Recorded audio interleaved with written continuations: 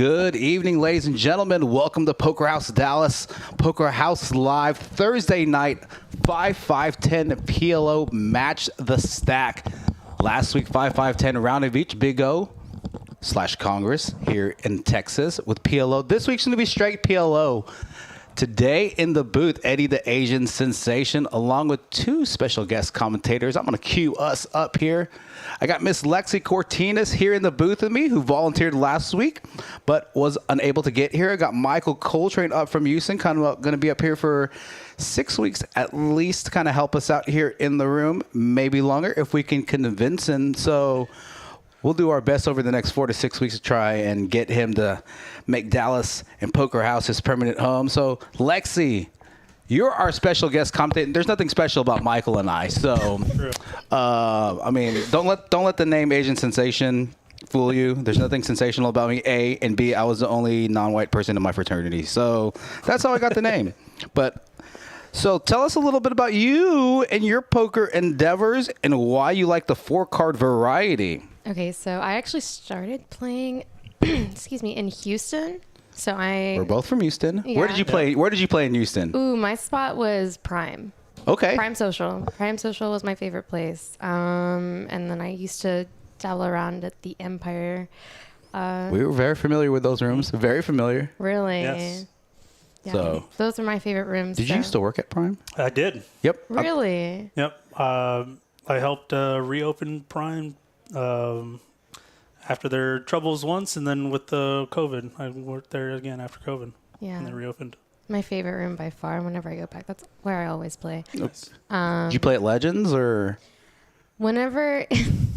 Yeah. I play there before 7 p.m. After 7 p.m. I Yeah. make sure I would play until 7 p.m. before the sun starts to go down, and then I would go down to Spades, which is where Michael Coltrane was from. Yeah, I played at Spades the last time I was there. It's a really small room, but man, it gets really, really busy. Yeah. Yep. It's kind of got like I kind of like equate Poker House to the Spades feel in terms of like the family atmosphere and just everybody knowing each other and having a good time. So I got to know Mike through a tournament series through some mutual friends of us, and so we probably had a few too many drinks when we played those dailies. But it was fun. It was fun. It was fun. And then kept in touch with them. When I would go back, I would kind of dilly-dally between Dallas and Houston. And when I was down in Houston, again, I would go to Legends, pre-sun. And then post-sun. Before the street lights turned on. Yeah, before the street lights turned on. And after that, I would mosey my way down to Spades and play down there. So what is it about the 4-card game that you like, Lexi? So I actually started off, me playing poker goes all the way back to where my dad, he actually used to have home games at our place. I remember being really small and going looking, and he taught me. And then later on, when I was in Houston, I really dove into it, and I played 2-card originally, but then I started playing 4-card. 2-card's boring. Oh my God. My mind works so quickly. I cannot deal with having 2 cards in front of me. I need more, because if I don't have a lot going through my head, I get bored and I get punty. Okay. True Texan, true Degen style. Yeah. So I like the variance, and it just kept me on my feet, and I discovered 4-card, and then it was 5-card, and then it was 6-card, and 6-card. I never understood the 6-card game online. And I'm like, 6-card is like Degen Fest. yeah. Even here in some other rooms across the state, they have these bomb pot boards, these games. I'm like, you have to be an ultimate Degen in order to play those games. This is my personal opinion, but I mean, you can definitely be very profitable with the way you play. So, what are you excited about the most about being here in the booth? Just analyzing, talking? I'm excited about everything, man. I'm so excited to, I guess, see how some of these players play. I think I've only played with one of these people at a table before, and that was over at Card House. Okay. So a lot of these players, again, I know majority of these players, so Bridget might play some of our 2-card. He's in the 9th seat. Actually, let me pull something up. Let me pull up. Obviously, Jermane, he's the one that kind of puts the lineups together for this specific stream. He's in I'm assuming in the 8th seat because he's the only one that's not sitting down. Mm-hmm. Seats 3, 5, 6, and 7 are new to the stream. Seats 4, 5, and 6 are new to the stream, and so I'm very unfamiliar with the way they play. Bridge and Mike, I've seen him play. KPT's in the 1 seat. He's played before. A lot of action.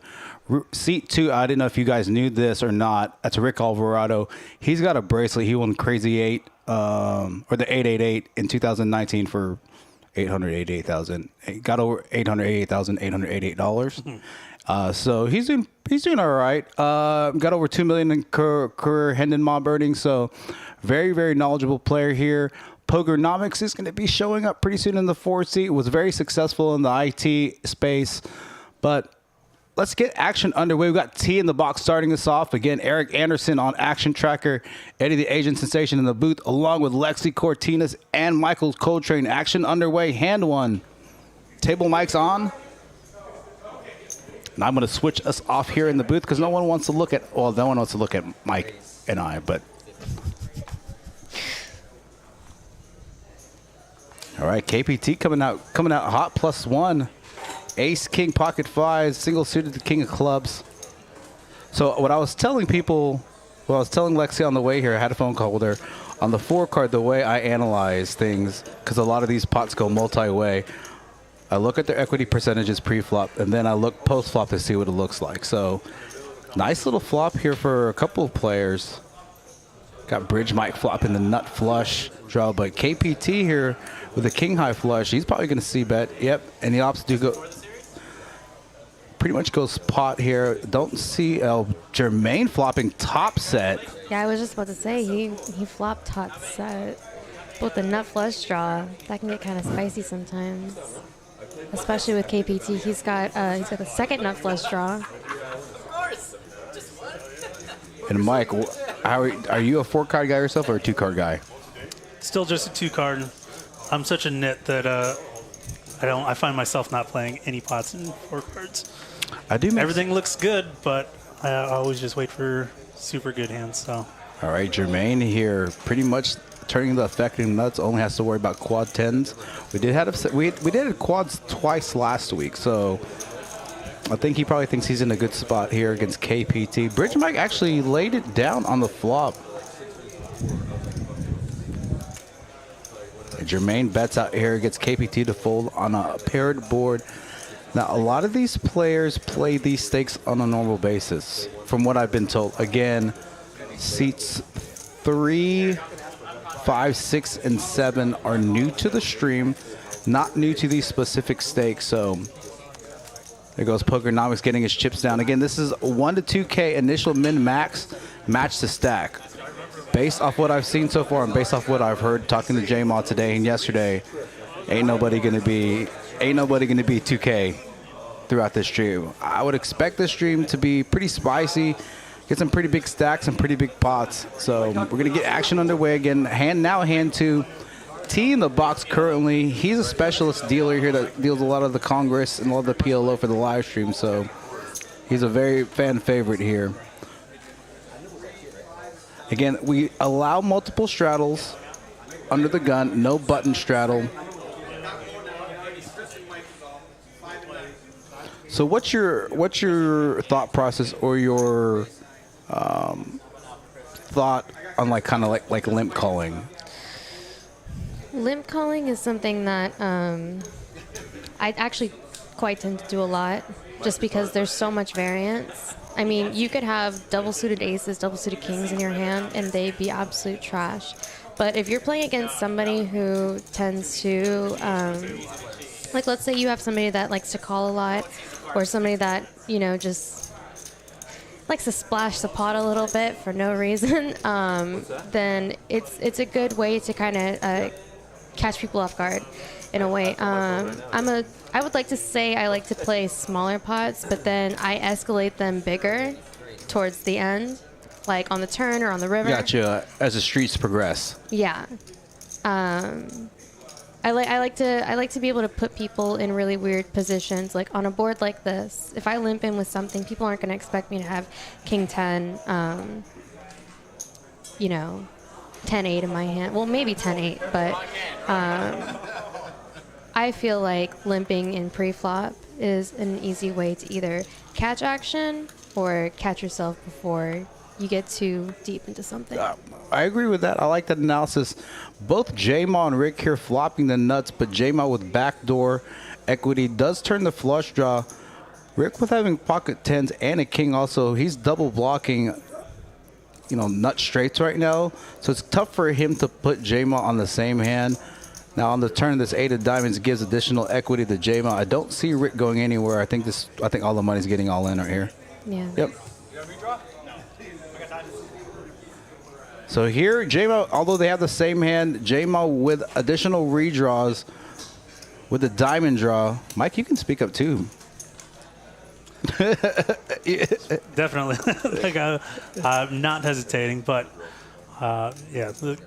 just didn't see any other way that this hand's not getting all in. Yeah. Even though Rick, not having those 2 tens, one not being a diamond, he's still got to be a little bit worrisome about a redraw. But at the same time, and this is the thing. I've commentated these streams in the past. A lot of these players kind of they tend to get more action-y is not even a word, but it's going to be a word. Okay, action-y up front at the beginning part of the stream because they can match the stack. Yeah. Once they start building a stack, they kind of slow down a bit and then let the action come to them. But I've seen, just based off the past, that a lot of these players like to push the action initially on, knowing that it's matched the stack. So you see both of us going in the booth. Everybody else will just add on afterwards. I got the slot ripper to check. Should have been a diamond on there. It would have been nice. Got a lot of familiar faces in the chat. I got Mark Wee from Mark's Game. Got Rena, Frank, Poker Monkey, some new names I haven't seen before. Kenny Sanders, thanks for tuning in and joining. I've seen the slot ripper in here before. Who's ready for some Thursday night 5-5-10 PLO? If I missed anything up, I was so focused on getting Lexi and Mike situated in here. Okay, so both of you. Oh, RV Phil in the chat. What's going on? RV Phil is a DFW poker legend who's not playing anything this week because apparently he's playing Choctaw, and that's more important. So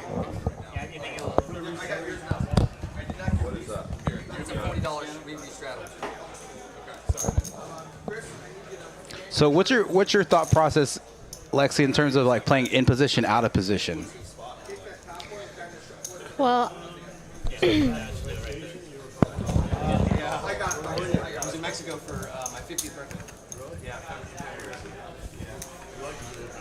It's great. There's a little place in Yalapa, right outside of Puerto. He would usually put them up here and then up here. It's a little fishing village. And like we talked about on the phone call up here, it's going to be you're going to see a ton of 4-way, 5-way, 6-way flops. And I'm honestly so used to that because of where I normally play. Shuffle, right? Yeah. Yeah. I mean, I play a lot up at Shuffle, and I mean, it's a lot of 4-way, 5-way all-ins. I mean, and nobody's got a flush here, which is really 4 clubs on the board. No one with clubs in their hand. Now the board does pair, giving Damon River boat. Yeah, he's 8's full of 8s. Let's see if he's gonna. It's gonna be tough for him to get some value here. Rick's gonna take a stab at it. The only person I could have seen calling is Jermane with 2 pair. Yeah. Because on a board like that, it's just, and there was almost no action. Yeah, I think it was serious action at least. Check. I think everybody kind of limp called pre-flop, check turn, and then Rick decided to take a stab at it. Now I've watched Rick play over the past. We played 6 weeks straight. Took a couple of weeks off. Then been playing pretty much 5 weeks in a row, 4 or 5 weeks in a row now. I was telling Jermane, it's just so hard to to be in. 2 weeks ago, was it? Yeah, 2 weeks ago, I was commentating solo, and I sent an SOS text to Eric saying, "Hey, I need somebody. I'm about to fall asleep in the booth." So he got me. He actually got me. He got me OFC, which is a pretty good consolation prize. So. Walk to the win. So one of the things that's kind of neat though is we're one of the only streams that does PLO on a normal basis. Yeah, right? I love that. I absolutely love that. So you'll see some players, some viewers in the chat at some point coming in tonight that I know, like Joey Pigtails, some other people, a couple people from Brazil come in, and they really enjoy the 4-card side of things. So I think it's kind of neat that we do all these different types of games. Oh shoot, my bad, you're not muted anymore. Thanks, Ed. Yeah, that's incredible, and it's having a PLO stream is far more entertaining than Hold'em streams. As much as I say I'll really only play Hold'em, watching PLO is far more entertaining than watching Hold'em. And we started spreading a 2-5 round of each game match to stack here that Kim kind of co-hosts with myself. I say co-host. I tried to get that game going like 2 months ago, and I tried to host it, and I got no takers, and I just throw Kim's name on there, and like everybody comes, and we get like 2 tables. Nice. So no one cares to come a game that I'm hosting. Honestly, though, the one time that I did meet Kim, she was like the nicest person I've ever met. Yeah, she's very well respected she's in the poker community, DFW, but just in the poker community itself. I got the usual suspect saying PLO's greater than, I'm assuming PLO's greater than the 2-card variety, so. 100%, I agree. I can't stand 2-card. Oh, would you be, I told you about this. It's going to be after Choctaw. I'm working with Rebecca and Kim on doing a women's stream. Yes. I talked to her about that, and I was like, that sounds like a great idea. Yeah, so, and one of the things that we like doing here, like we like to do these unusual streams that don't get streamed often, but we also like to do streams that promote the game, and promote, the DFW community, and 3, like women, because we, want to get a lot more women in poker. I was watching that. Have you guys had a chance to watch that documentary? Yes. Yes. Dreamers? I have not. Yeah, it's done by the Above the Felt guys. So it's like Tom Wheaton, Jeff Platt, Maria Konnikova, Ethan Yao, just kind of talking about the life of a poker player. So here he goes. Look, Joey Pigtail's in the chat. I knew he was going to show up sooner or later. So he's a vlogger himself out of Florida. I think I ran into him back in January. So he's a PLO guy himself. So I knew he was going to show up in the chat. All right, heads up here. We're not going to see too much of that here. Again, there was a $20 straddle. You'll probably see the single straddle on. You're probably not going to see the multiple straddles on very often. Pokernomix last week had a big hand against a Rick where he had top boat and a Rick rivered quads. So, did you remember seeing that? I saw that. That was brutal. That was disgusting. So, you playing any of the Choctaw events yourself? So I played yesterday and I ran super bad. Okay. What event was yesterday? The 250 buy-in PLO. I think I put like 3 bullets into that thing. Pew, pew, pew. Yeah, it literally went 1, 2, 3. Like it was really bad. I hit a straight flush on one of my bullets, but I think they used up all my good luck. And then they have a deep stack Omaha tournament, which is something that you don't see a lot. And I think that's going to be a really interesting tournament. When is that tournament going to be? It's going to be on a Tuesday. It's like towards the end. But I feel like that one's going to be like the best tournament by far. They're commentating over it. Okay, good. I don't want them to I believe it's a $600 buy-in. How much? $600. I thought you said 16. I'm like, hey, yeah. I mean, I've fired bullets in those types of events, but like, don't talk about taxes. I don't get to play as much now that I'm tournament directing and running this side of the stream. But the series, I feel like the buy-ins for the series have gone down relatively quick. Like the buy-ins, the buy-ins are relatively low these days. Like I remember looking at the schedule for it, and I'm like, I don't see that many that are like, you know, the average is like $300-$400 buy-ins. Whenever I was used to seeing, you know, buy-ins relatively higher, and I feel like that is what gained more traction because yesterday we only had like 50 entries at the PLO tournament. Really? That's Yeah. pretty. That's It pretty was low. really low. Yeah. Wow, that's surprising. Rick here flopping trip eights with the ace kicker. Currently has the best hand. Chris here with the only clubs does get there on the turn. Oh wait, I take that back. Fills up. Rick fills up. This is why I have to look at the check marks and the equity percentages. See if he's gonna try to bet for some value here. Bet. I would assume so. Yeah, 200 in the pot of 4 and about half pot. Oh, he just calls. Oh, okay. So Chris did lead out. Look for him to probably check turn. I actually like that. Okay, that Greg flat is out of call, position, yeah. so. I like that flat call because it gives him a chance to try to try to lure Chris in for a big bet on the river. Yeah, Chris wisely checking back, knowing that B, he's either up against a small full house or B, a better flush. So good check back by there. Again, Rick was out of position. Check calls turn after filling up on their turn 8's full of aces. Chris turning the 5 high flush. That's right, always. 55 viewers in the chat here this Thursday night for the 5-5-10 PLO here at Poker House Dallas, Poker House Live. I got Michael Coltrane in the booth, learning the production side of things, and Miss Lexi Cortinas giving us some expert analysis on the PLO side. Plo. I just call it the PLO, so that's how you know I'm not a PLO. I'm not a PLO player because I call it the PLO. Yeah. So I used to sit down at a table and be like, I'm ready to play some pot limit Idaho.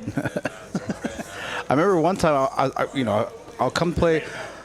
My playing days are behind me now, for the most part, which is fine. They'll come back. They'll come back once we get some help, get some people trained on the live stream and tournament directing. So my playing days are not behind me, but currently they're behind me. But I played with you at Shuffle. We played, the one round of each or one hand of PLO kind of thing. Yes, and I got heavily coolered. Yeah. That was disgusting. I remember I think you were in the 1 seat and I was in the 2 seat. We're like, what are these guys doing in PLO? Like, Yeah, like, no.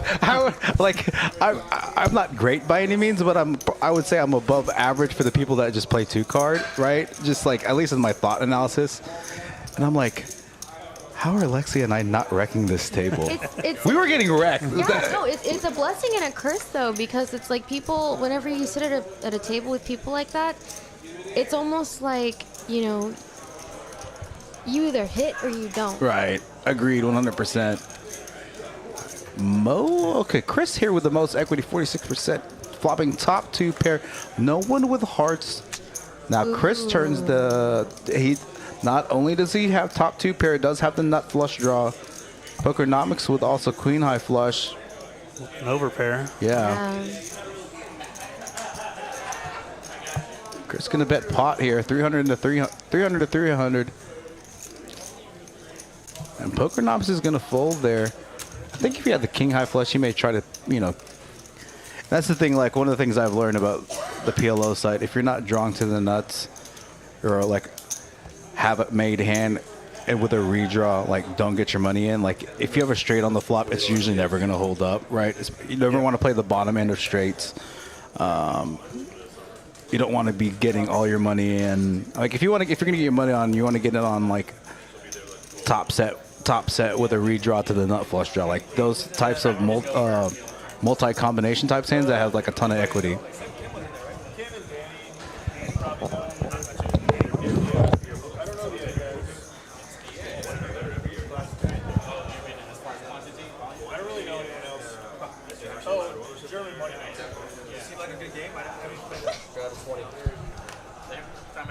Ed having to leave the booth for a little bit, but he'll be back.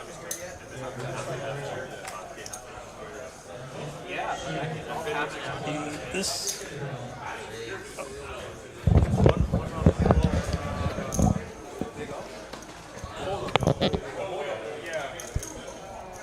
Yeah, they're all like holding pressure. Yeah, that sounds like a fucking tough mix for round around.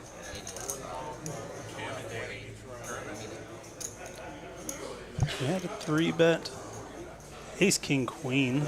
Suited ace. I like Chris's hand right there. You've got the ace, king, queen. I think it's one of the it's one of the better looking hands that I'm looking at right now.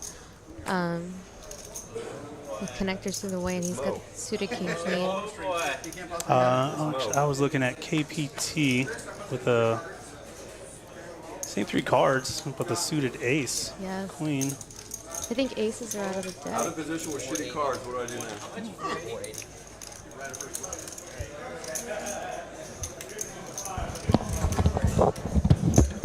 Rick's in? Let's see. Looks like it's gonna go 4 ways to a flop. Nice. Chips.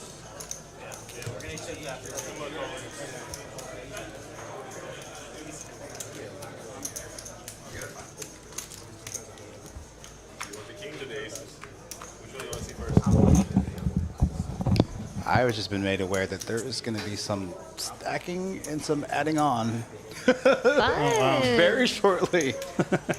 Rick's got the ace high flush draw.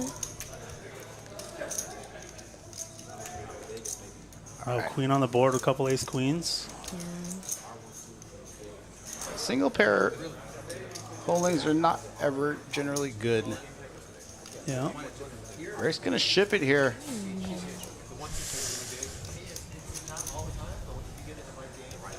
Going to put some of these players in a tough position. I don't see anybody calling. No one else has 2 pair, correct? No. Yeah, and he's going to get it through.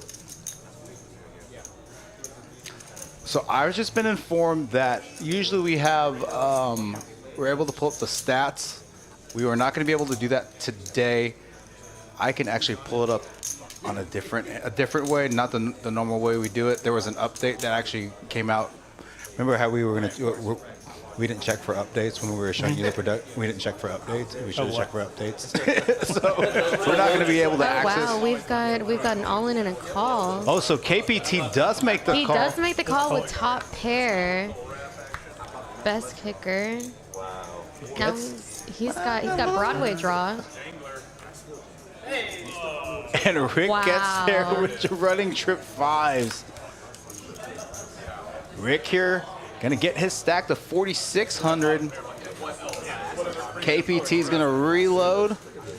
This already is an action-packed 5-5-10 PLO. So there was a guy that played last week. I think you know Rob Valden. He's playing on Houston. He's told me he plays bigger. And I was like, don't worry, the game's gonna get big. I was like, don't worry. I was like, sometimes, Lexi, correct me if I'm wrong, sometimes the blinds really don't matter. No, blinds, no. You're in Texas and you want to play 1-2 and... You can play 1-1 and that thing will play like 5-5-10. Yeah, the stacks will still get in. 1-2 in Texas turns into 1-250 real quick. Yeah, in no limit, usually the standard opening size is 5 or 10x. So. Right. I got the Magician's Casino in the chat saying, hi, all new here. Saw this was a PLO live stream and how to subscribe. Where are you subscribing from, Magicians? If you didn't know, every Thursday we run a 5-5-10. Well, sometimes it's going to be 3 times a month. It's 5-5-10 PLO, and I think once a month we're going to do like a 5-10 quarter round of each or something like that. I don't know. Brando Mendes, that's the guy from Brazil that I was telling you about. I knew my Brazilian was going to come through. So thank you for not letting me down, Brino. Welcome. Then you got Eddie, the Asian sensation, in the booth, along with Michael Coltrane, teaching on the production side of live streaming. Got Lexi Cortinas in the chat, who volunteered last week. Wanted to get her in the booth here. I think pretty soon, we should get you on the table. How would you like that? Yeah, Okay. I agree. I'm so ready to play. This game looks like so much fun, honestly. And so Pokernomix praising there on the button. I like that handle. You know what? I like, Chris with kings. Ooh, he's got 3 diamonds in his hand. That's kind of a little bit of a controversial thing, but he is connected. So I like that. Yeah. We're 4 ways to the flop, about 7:35 in here. See, Brina, I know where you're at. I knew you're at. I know from Brazil. I think BR stands for Brazil, and I don't think there's any other state or British Columbia. I don't know, but I'm just going to go with Brazil. Chris here with the best hand. Got a great draw, too. Yeah, no one. What's crazy is no one has an ace in their hand. And Pokernomix just going to take this pot down with pure aggression, representing top set. I think he was the pre-flop aggressor, right? Yeah. We've switched places in the booth. I got Lexi in the 1 seat, Michael in the 2 seat. I'm in the 3 seat. I'm managing you guys. Actually, it makes sense that you're over there and that you're here so that you can see both. And then I just need to focus on this. So, got Brandon K just subscribing. Thanks for subscribing. Where are you coming from, Brandon? The Magicians, California. This okay. I get that comment, Magicians Casino, that like, oh, how did I not? So like, just for the record, we're looking to like stream like, I think we're streaming 4 or 5 days a week now. We're potentially looking to go 7 days a week, which is stupid. It's stupid and cool at the same time, right? Because like no one's dumb enough to do that except for us. But you know, he's dedicated enough. No, I would agree with that. So Magicians, we stream at least 5 days a week. So we stream anything from like PLO on a weekly basis. On Mondays we do low stakes like 1-2, 1-3. So one of the only live streams that does like a quote unquote true low stakes, a 1-2, 1-3 kind of game. And then every time I say 5-10 and a quarter is high stakes, people are like, that's not high stakes. I'm like, y'all never played in Texas, first of all. There was $192,000 at the table at a 5-10 quarter game last week. That's crazy. So absolutely crazy. And I have a very similar lineup to tomorrow as well, with the exception of Brian Green. So who's playing tournaments right now, I think. Or he's in Vegas right now. Jermane flopping top 2. Yeah, he's got top 2. Chris with queens and sevens. Mo with king high flush draw. Chris also has a backdoor, or actually he's got a straight draw. Not necessarily backdoor. He needs a 10. The jack 8. And Mo's got the king high flush draw. Now Mo turns bottom set though with a redraw to the nut flush, the second nut flush draw. So we talked about these types of hands that function multi-way.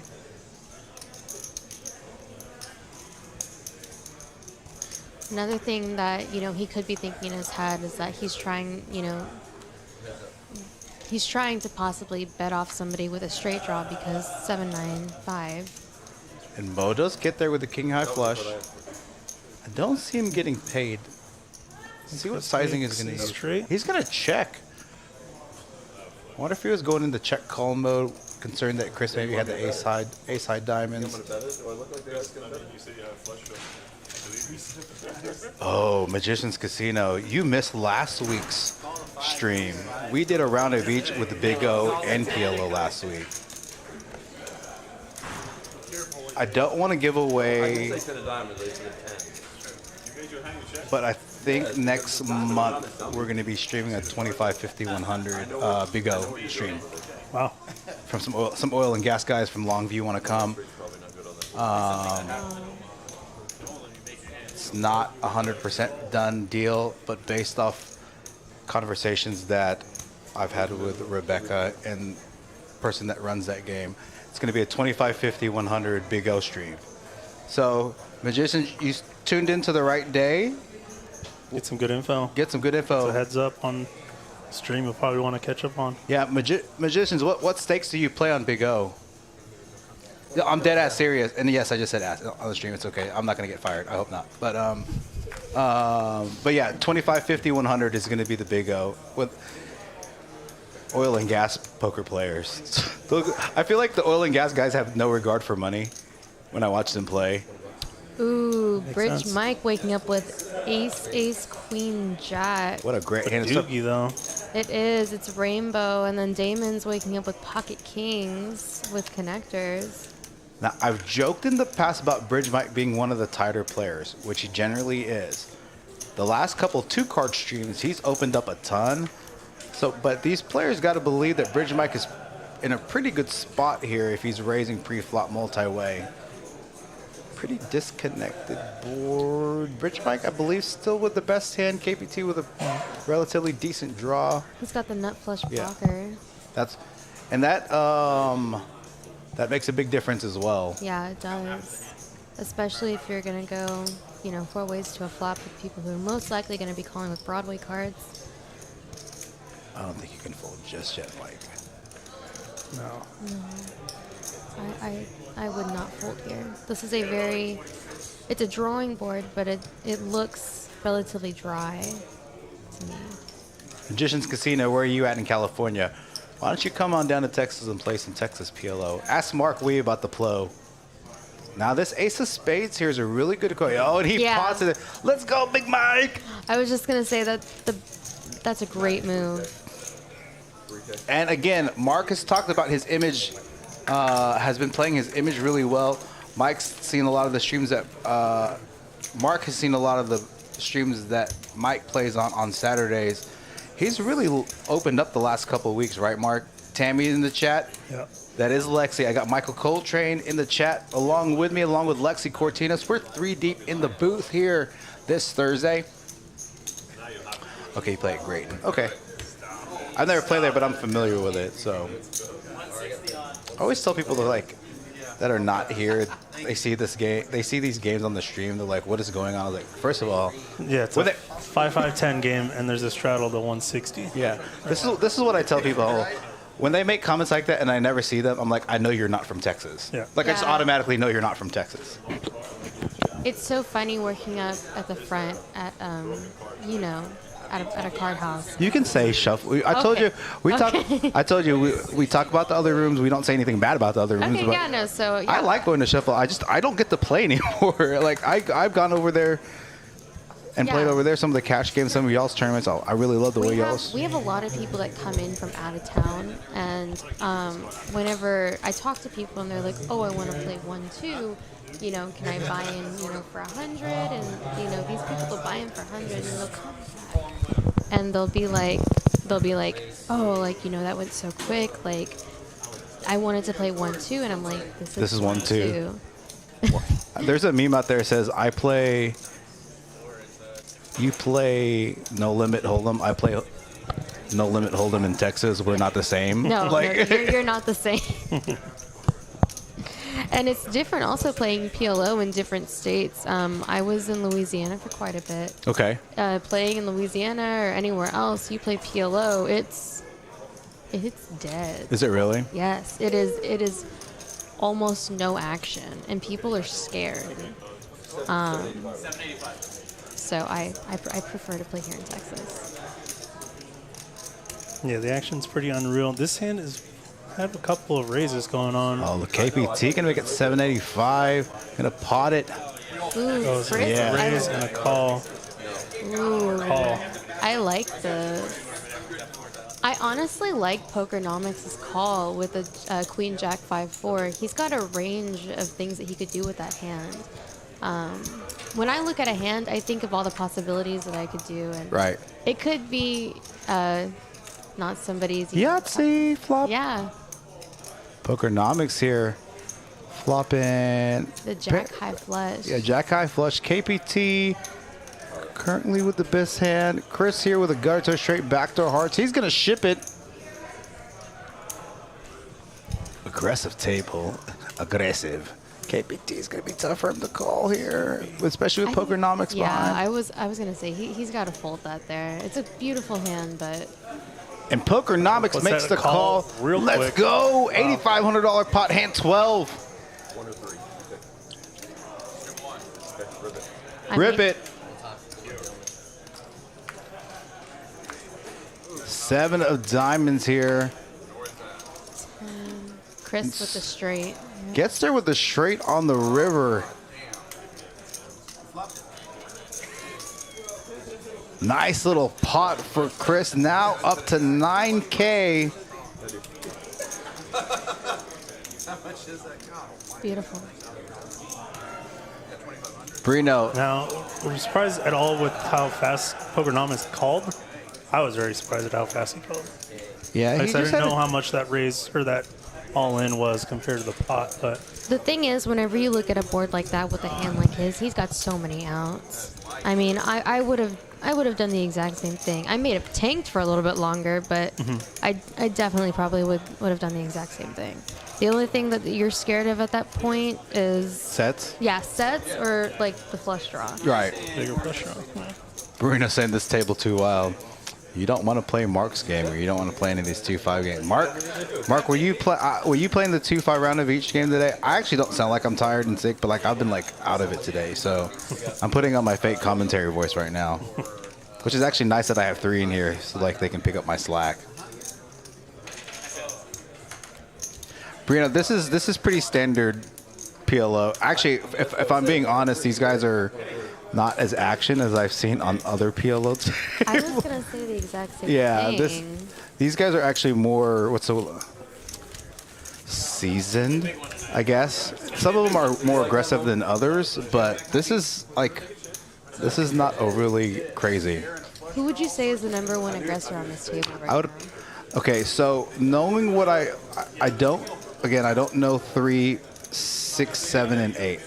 KPT, the one stream he played was really aggressive, and he was going back at it with another player. So based off what I know so far, KPT and maybe Chris in the 5 seat. I haven't seen Jermane or Damon do anything out of line. Jermane had that one hand where he like flop top set, turns jacks full of 10s. But outside of that, no one that I know of. I'll have to watch a few more hands. We're only 13 hands in.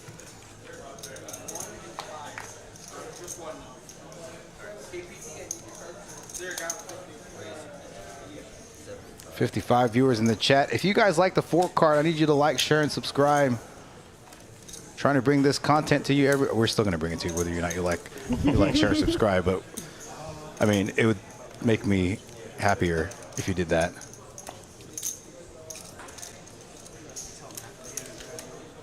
Yeah, it's so funny. Like a lot of the new viewers in the chat, when I see them, they're like, "Oh, this just popped up on my feed. I need to learn how to use hashtags better." I don't even know if I'm using them correctly. Nice little flop here for Pokernomix, looking to get some of that money back, flopping the lion's share of the equity, top 2, and the nut flush draw as well. You have to get one of those kids to teach you how to use the hashtags. Yeah. Hashtag poker. I grew up in the hashtag area, and I still don't use them.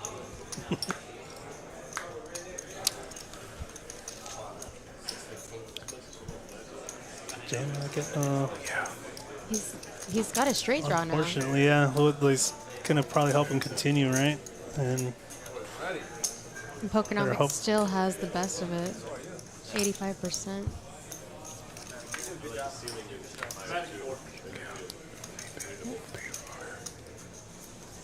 He's gonna get that check mark with top 2, ace, king.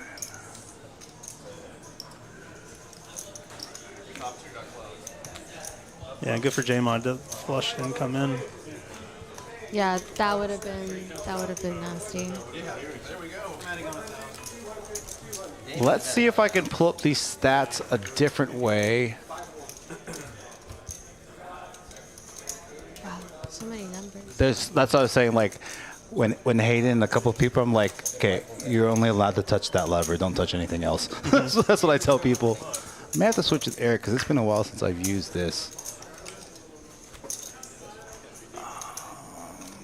I did what he told me to do.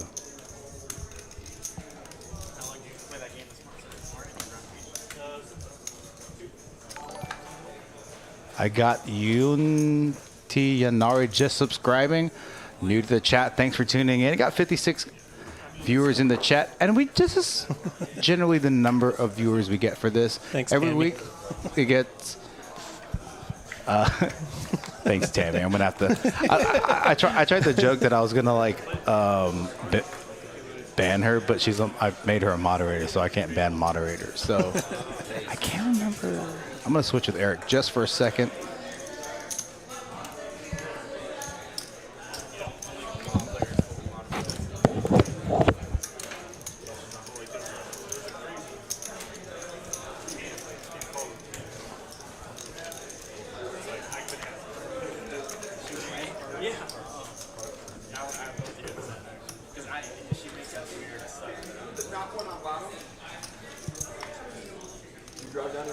Doesn't look like we had much of a raise pre-flop, if any. No, I don't think So nobody's got a flush draw.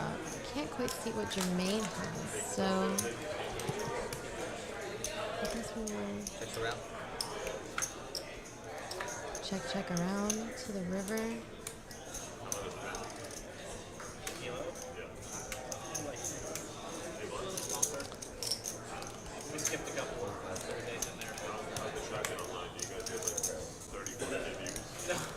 Pokernomix taking it down.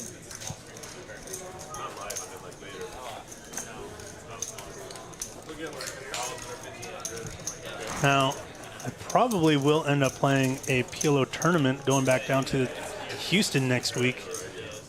Spades will have a PLO tournament. They're going to have a tournament series running, I think, starting on Monday next week. And Tuesday, they're going to have a PLO event. I believe it's a $100 buy-in. It should be a good time. I really like the room that they have there. Their kitchen's pretty good too. I'm not gonna lie. Mm-hmm. Yeah, and I was sad to leave. Well, I still have a lot of friends there, and like I said, it was a great room, and I'll miss it. But it was time for myself to move on and here in Dallas, it's got a great opportunity. Chris waking up with 3 aces, one of them suited. Now, I'm not gonna lie. When I first I learned to lick my chops in PLO down in Houston. So a popular game down there is like the reverse button PLO. Yep. So like every amateur that plays PLO for the first time, I thought I could use more than just 2 cards, or I could just use 1 card. Do you think you had like a boat or claw? Well, yeah, I had like 3 aces. So I'm like, I got the nuts. Sick. Nutter butters. And they're like, you have to play 2. And I'm like, oh, okay. Shucks.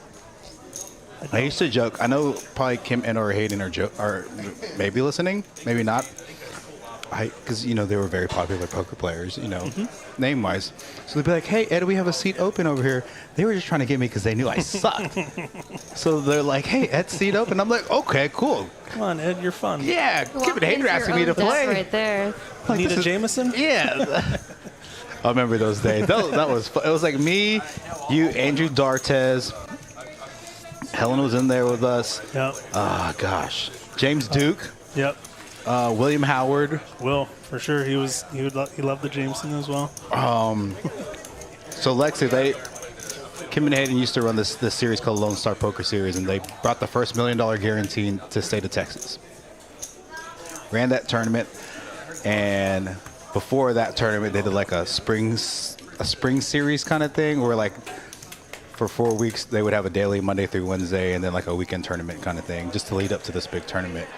And we all played the dailies. Me, Michael, and Jimmy. Remember Jimmy and Ben Peleg? So there was like 6 to 8 of us, and it was during the day, and we would get so obliterated while we played. And like if you made it in the top 5 or point system, ooh, nice hand. Jermane waking up with ace, king, jack. Now, what do you think about him not raising there because he's not suit? He's got a Padugi. I agree with him not like raising there because aces are not as strong pre-flop in PLO as people think that they are. Right.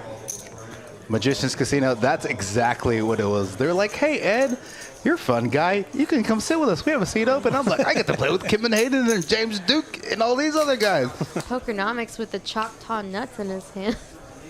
So tell us what the Choctaw nuts is. I know what the Choctaw nuts is. I am unfamiliar. So Michael Coltrane doesn't know what the Choctaw nuts is. We got some people from Brazil and California that don't know what the Choctaw nuts is. So come on, tell us what it is. So the Choctaw nuts, I am aware of what the cards are. It's Jack Deuce of any sort, suited, unsuited, but yeah, it's just Jack Deuce. If you think about it, there's a Choctaw nuts, and then there's the Robbie, which is Jack 4. But there used to be a guy who, if he won with it, or no, he won like a ring or something. I don't know the answer to that. I don't know the backstory, but I just know what the hand is. I think it was something like that because I think he won an event up at Choctaw with Jack Deuce, and he was like, Choctaw! And I'm pretty sure that's what it was, but yeah. Jermane, he flopped a set here. Nice. But Rick's got, he's got two pair with. Had some straight draws, right? Yeah, he had a straight draw. He needed an 8. Nope. 8-1.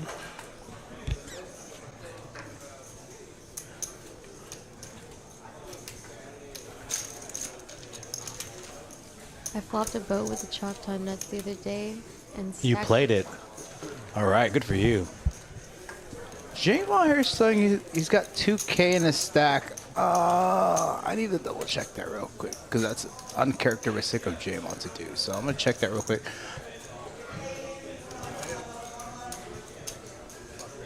Mark Wee in the chat says I flopped the boat with the Choctaw nuts out there and stacked a guy with queen. He bet 3 streets into me and all in on the river. Never seen a guy so tilted.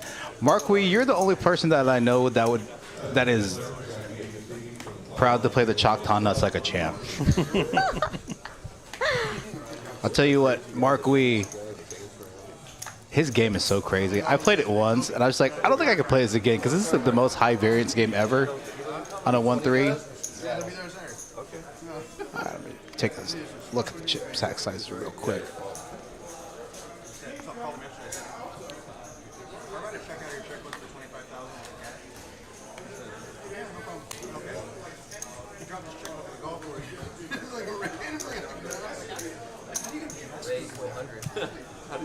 Why do you even carry a checkbook?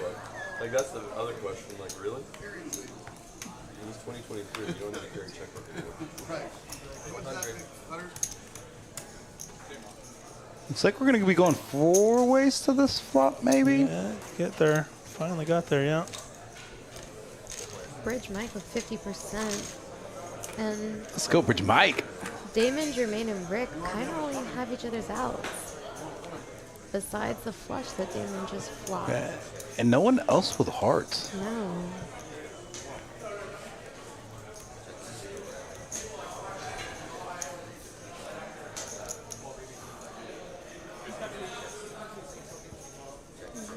Could still see anybody winning this hand, really, even though Damon has the only flush. All right. Nobody with a set. Board's not paired. Yeah, no. Yeah. Now it'll take it. We got to the river. No one bet should take it. That's the worst feeling in the world whenever you flop a flush in this game. You just hope. Well, number one, you hope that somebody has a lower flush than you, or you hope that the board doesn't pair. Right. Because that's the worst feeling in the world.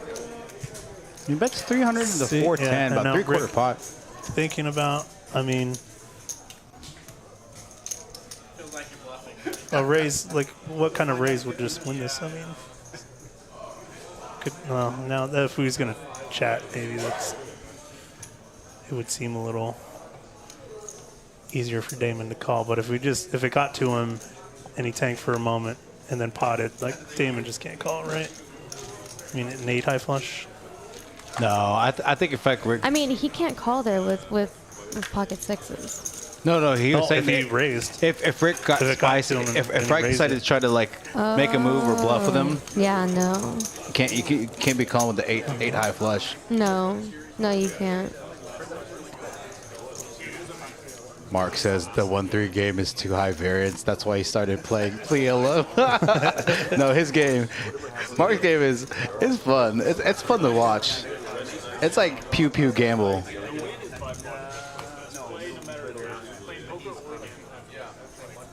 Like you just have to run well in that game. But it's a fun game though. I feel like you just have to run well in general. I agree about that. So Lexi, do you like tournaments or cash better? So I used to be a strict tournament player. Really? I thought it would have been the other way around. Okay. It's funny because now it is the other way around. Okay. But I used to be a strict tournament player, and every single time I went to go play cash, I would lose everything. And then I would win everything in tournaments. I still like tournaments. But yeah, now it's just cash. Like, because there's no PLO tournaments that come around too often. Yeah. So it's difficult for me to even play one. So all you have is cash. And Jermane was meant to straddle, but missed it. And under the gun ends up just raising with aces. Flopping a flush draw. Yeah, flops. The little bit of- flush draw with the redraw to the straight flush draw. Damon does have the wait. 7 of clubs Yeah, blocking. that's- Damon does have the second nut flush draw. Yeah. And he knows he's blocking straight flushes, so He has a I straight guess. draw as well. he's double blocking straights with the 7, Correct. the top end of it. So 2 squirt. 230. oh, Mark, what changes did you make to your game? I love your game.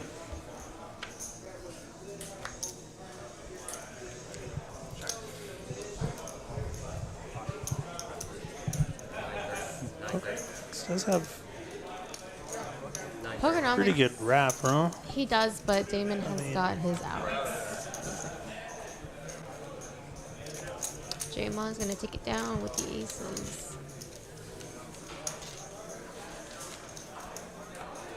What tournament do you guys have going on tonight? What's that? What tournament do you guys have going on tonight? Tonight's tournament is $200 deep stack, 30K, 4K guarantee, 5K guarantee. They're already there. They already hit their guarantee already. We got about 7 tables going on. We actually have a Congress game going on right now. So I'm looking at it. So we have this 5-5-10 live stream, a number of 1-2 games. That 2-5 round of each game that Kim hosts. Yeah, I was like, what are you doing? In a Congress game. So we try to spread a variety of different games that a lot of other rooms don't want to spread. So that's pretty cool. I like playing Hold'em tournaments. I don't like playing Hold'em cash. Hold'em tournaments are just fun for me because I don't really have to think about anything, and I can just play open face on my phone. You play open face Chinese poker? Yeah. That's right. They were playing. And you didn't know how to play. I mean, she's not inaccurate. I mean, she's not lying. Oh, Damon here flopping bottom set. Excuse me, a set, yeah. No one with the hearts. Okay, that is a scare card though for the set. I think he's gonna go into check call mode. I bet he went ahead and led. Oh wow, But, okay, he bet and then Jim off folded. Okay. Yeah.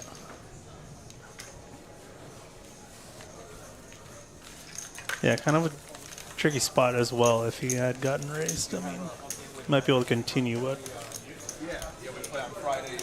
facing a check or bet checking and then facing a bet on the river would be pretty disastrous. Hold'em primarily. 1-2 blind. It plays like a 5-10. Okay. And they do some dealer choice games like that, like bomb blind. Every Friday? Where's Argo? I don't know where that's at. Yeah, I do not play open face Chinese either. I foul my hand quite often. I'm not very good. I love it. I love it. I love open face. So how Lexi was introduced to Kim, we were having an open face Chinese poker game. That was before a stream, I believe. And so she came up there because Lexi wanted to meet Kim, and Kim was like, tell her to come up here. And then I was learning how to play open face Chinese poker. I think we were playing like $1 a point or something like that. Yeah. I was still getting regular. I was getting wrecked. And Lexi's like, I was like, hey, is this good? She's like, well, like trying to be nice, but in her head, when someone's like, okay, all right, I'm going to give you some of my things when I commentate. I don't know if I should be saying this or not, but I'm going to say it anyway. So like, I can't say somebody's playing bad, right? Because that's just mean. Sure. So I'd be like, oh, I'm interested in what he's thinking right here. Ooh, Jermane. Look at this. Flopping top set. Mo open in with backdoor diamonds. Chris only flatting a raise pre-flop. I don't really like that. I mean, who was single suited? Maybe, do you think like the 7 of, I mean, I know he's single suited to the 7 of spades, right? But it's kind of like a dangler in the sense that other than having the flush out, it doesn't really connect. It doesn't really connect with wheel draws. It doesn't connect with Broadway draws. Yeah. It's mostly like his position. I mean, he was in the cutoff. There was a raise to 75. Like, I mean, he could have made it close to 300, right? Like, Jermaine's probably still following with his kings, but Definitely. I mean, especially on this board with no possibilities of a flush, I would definitely lead out. I feel like Chris might have to fold in this. oh. Yeah.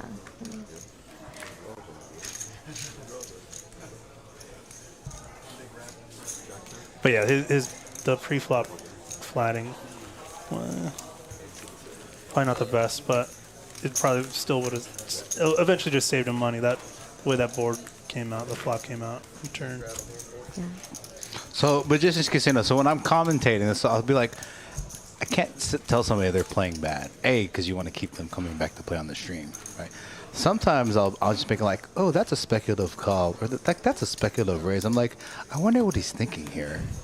That's my way of saying, like, what are you doing, bro? Like, I would never do that. But so if you hear me make those comments, now you know where I'm coming from. Secret's out. Secrets out. No. So what are the chip denomination colors? So great question. So it looks like we have 4 colors in play. I see yellow, red, purple, and 5. black and green, yeah. So 5 are the reds are 5 birds, the greens are 25 birds, the black or 100, the purple are 500, and the yellow are 1K chips. Okay. I can't remember. I know we have 10K plaques, but I don't know if we have like 5K. But I know we have 10K plaques. I've seen them out for like the big high stakes games. Bridge Mike. Wow. Oh, All wow. kinds of hands coming up on in the tracker. Bridge Mike's my hero. Look at this. KPT with aces, single suited. What a great, beautiful hand that he has. I mean, although Bridge Mike has like pocket kings as double blocking Broadway draws. KPT's got really nice connected hands. He's suited with one of his aces. I mean, Bridge Mike needs to flop a king. I have a feeling because there's no king that's wasted yeah, right now. I've seen a king. He's not folding. Okay, so no one with a 7. Oh, just kidding. Yahtzee! Just gonna check Nice. back here. I like that. I like his check. It gives KPT an option to bet out. Majestic's Casino say commentating. Now, I don't do it at the table because I want these guys to come back. So you never berate the fish, Magician's Casino, because you want them coming back. The poker cycle would end if you. Oh, did he come back with a check raise? He did come back with a check raise. 1700? What, from 600 to 1700? Yes. Oh, and he calls here. It's an Black? interesting call on a paired board. And he does- makes a flush. He rivered a nut flush. That's no good. I mean, it's just kind of like the sizing right here is just pot, pretty much. Yeah, no, right here you have SPR is about for KPT He's all in about for less than pot. 0.7, 0.6. Oh, he calls out his hand KPT.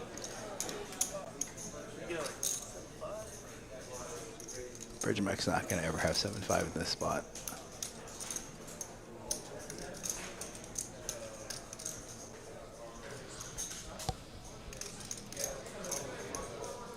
Do you think he would go for a raise here?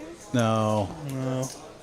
Bridge Mike would only have 1100 behind. He only has 1100 behind. I don't think you go. Yeah, I mean,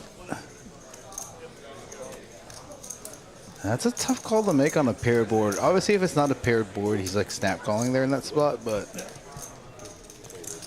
nice hand for Bridge Mike there. here we go, the stats.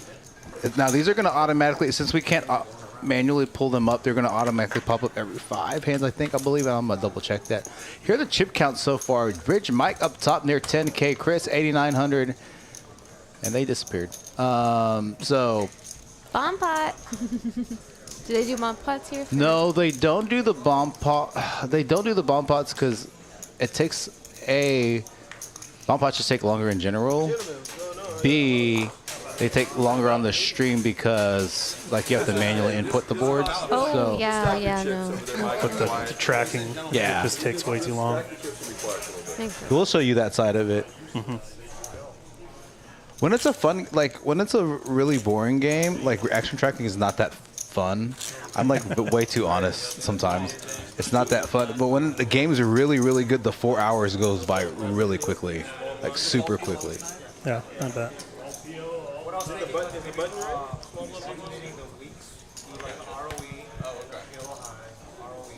Yeah, so J-Mod's talking about the table. I like the turn.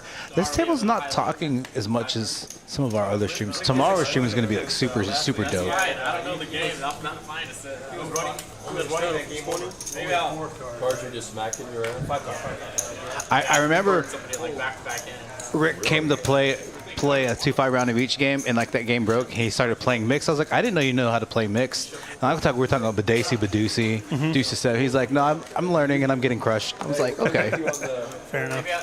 Ooh, this is the second hand I've seen that was all the same suit.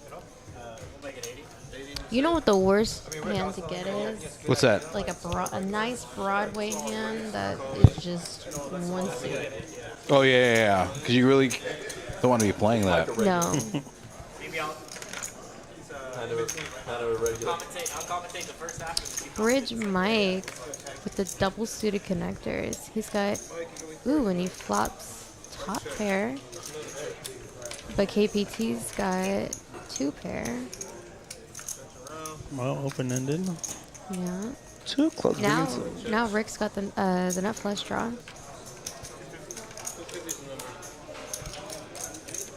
And even though KPT doesn't have a lot of chips, he's still keeping up the aggression. I know some players, you know, when they're not running as well and they're not as deep, they'll like change the way they play. So I've noticed that KPT, irrespective of actual card distribution and stack size, he still plays the same irrespective, which is good. And he does have more chips on the table than it shows. Yeah. It does get corrected, so that's why There we go. when I pull up all that stuff, I'm like, and I'm checking this.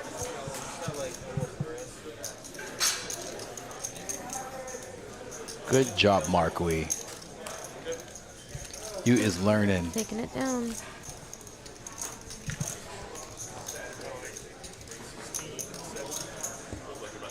I still almost folded the nut flush to you when that board paired, Mark. That one in. I talked to Hayden about that, and he's like, I can't believe you tanked that long. I was like, I just had a feeling he had a boat, and I almost folded. He's like, I would have snap called. I almost folded, Mark. I was really close. I didn't like the way you bet.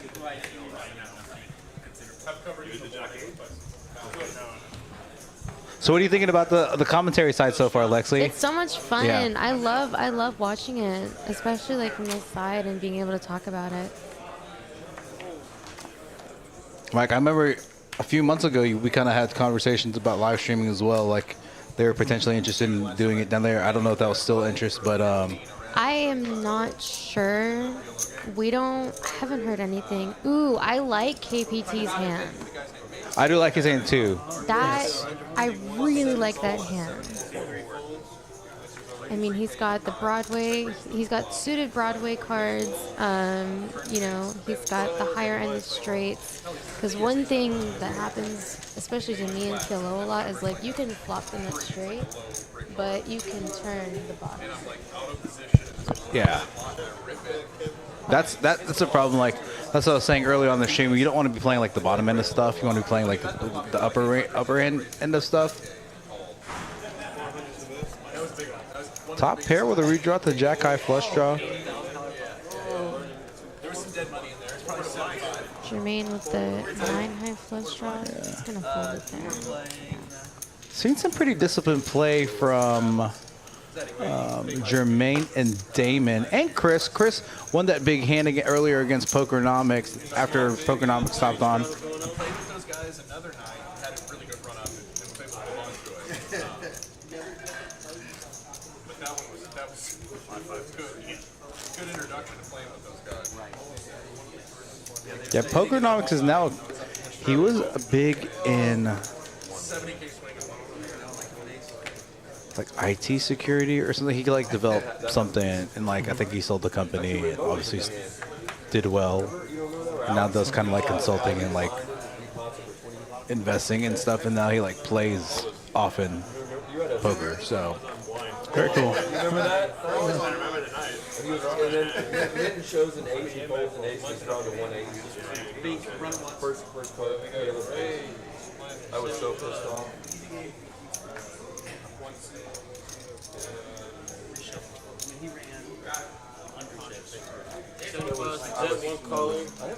Rick here with double suited Broadway cards, but got the dangler with the 2 clubs. I like Mo's hand as well. I like Mo's hand. I would take Mo's hand over Rick's hand. For sure. He's got that one dangler. Mo's gonna 3-bet here. I haven't seen him come in for a 3-bet. I like that move. All stream long, all 25 hands. KPT was wheel and straight. Flops bottom 2 pair. Rick still with some additional equity. Equities are very close in this hand, all things considered.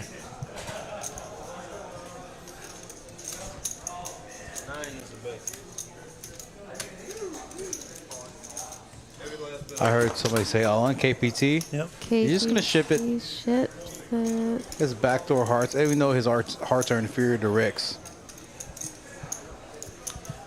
Yeah, better can't continue. Yeah, I wouldn't either.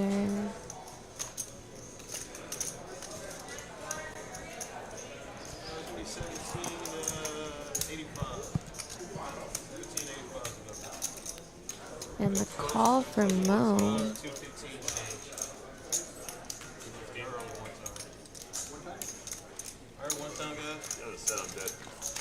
It looks like they're running it once. What's your thought on running it once or twice? Oh, Mo turning some additional equity. My bricks.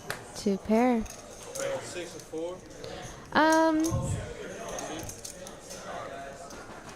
I tend to run things twice. Okay. Just to reduce variance. It's not even about that.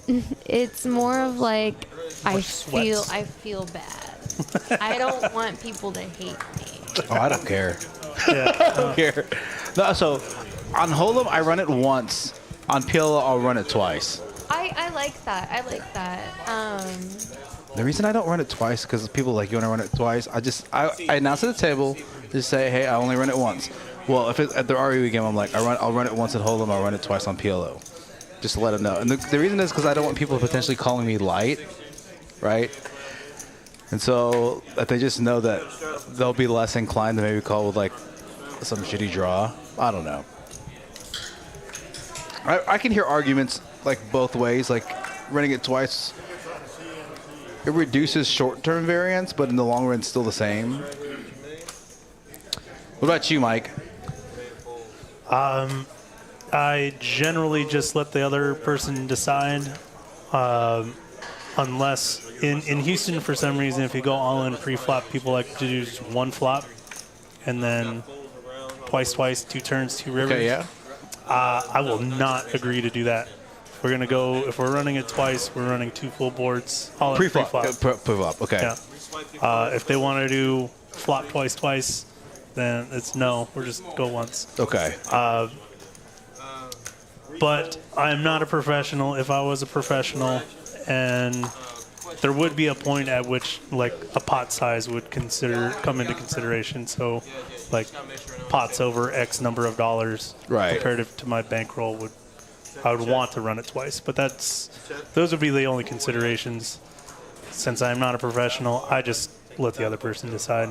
I wish they would let us run it 3 times. I'd be like once or 3 instead of twice. Like 3, I would actually run 3 all day long because at least somebody's winning 2/3 of the pot. There's always a winner. I don't know. And then that point you want draws to call you. 'Cause it's really hard to bank. Like 3 draws. Draws more than twice. Jermane with the jack high flush draw here. And Chris. Just pair aces. Yeah, check mark with the pair of aces. And how often do you see that in this game? Not very often. No, not at all. So what are you thinking about the play so far, Lexi? Nothing too significantly I crazy? haven't seen anything too crazy. I mean, it's standard play. I haven't seen anything where I've been like you know, I wouldn't say questioning, but it's more like I haven't questioned anything like play wise that I've seen. I think that everybody that I'm watching is a pretty solid player, and it's interesting seeing how they play their hands. I'll say that. I know, Hayden, it is a nightmare for a dealer, but I'd rather run it once or three Oh times. my god, I hate it when people are like, I'll run it once or three times. I would run it once or three times. This was me personally. I hate that. That is the most. That is like. Why would you want to run it 3 times? I mean, it does suck for the dealer because they have to like do 3 pots. So like, I get it from the dealer side. Bridge Mike with pocket kings again. Is this Bridge the Mike. second time? Bridge Mike's just a wrecking shop. He's been wrecking shop. Ooh, Jermane with the double suited 6-5-5-4. I like that. I like that hand. Yeah, that's a hand if it flops well. If it flops well, it's kind of disguised. Yeah, I love that. Low flop. It's a weird board. It's a very weird board. It's not good. Probably not gonna be a ton of deuces. Maybe some hearts. Jermaine does have 6-high flush drop.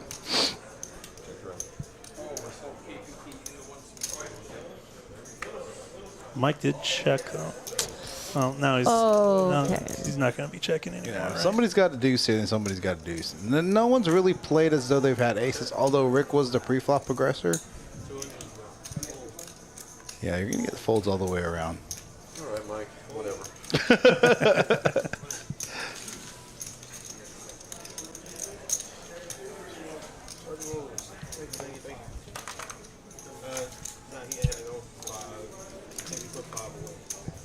Bridge Mike over 10K. Table chip leader at the moment. Doing really well so far. I'm still, I don't know if Bridge Mike goes back and actually watches these streams. He may or may not. But like, I've been very, very, very impressed with the way he's played. I have reason to not believe you. Nope. Hayden makes a good point. No need for Mike to protect his hands. It's a great bluff catcher, so. Damon, like, where's this guy been? I agree. Come on back. So four new players on the stream today. That is Mo in the 3 seat, Chris in the 5 seat, Damon in the 6 seat, Jermaine in the 7 seat. All these other players, other 5 players, have played on our past streams before. J-Ma, Rick, and Pokernomix regulars on the stream. KPT's making a second appearance. Wow, Jermaine waking up with aces with a suited queen. Is it me, or have we seen pre-flop aces and kings? A lot. Like Yeah. several times. A lot. I mean, this is hand 27. Eddie, would you take Jermaine's hand or J-Ma's hand? I'll take J-Ma's hand. I would as well. I don't know. Jermaine has a wheel draw too. This is why I play 2 cards. This is why I play 2 cards. Bingo Ben was Bingo Ben was going to play this stream, but I think something happened last minute, which is why I believe we have Mo in the 3 seat. So it was actually gonna, my thumbnail was gonna be Bingo Ben and Pokernomix because they've been going at it. So. Ooh, wheel draw for Jermaine, as well as top pair. J-Ma at the moment just has kings. See, This is why whenever I have aces, I kind of like having a 2 in my hand as well as like another Broadway card. I agree. And that makes sense. Because it's situations like this, you know, and now he's got the queen nine flush draw. He's got so much equity in this hand. You know. Yeah, and there's not going to be a ton of... There's some set combinations there, but you're not going to see a ton of 2-pair combos as played. Maybe jacks and 9s, but you're not going to see like a ton of jack 3s, jack 5s. Yeah, I know. Yeah. With a raise 3-bet. I think it was a raise 3-bet call. You can easily put somebody on aces, queens, Yeah. kings. But not like jack, like... I do Jack agree, Joe. It's really quiet without Bingo Ben. He's a good dude, though. He's a lot of action. I think, if I recall, last week him and Pokernomix had a bet on cumulative win losses between the two, but it ended up being who had the least loss because they both were losers last week. I think the highest VPIP. And I believe not last week, but the stream before that, Ben was like 82% VPIP or 85% VPIP. I think. It was in the 80s. I know it wasn't quite the 90s.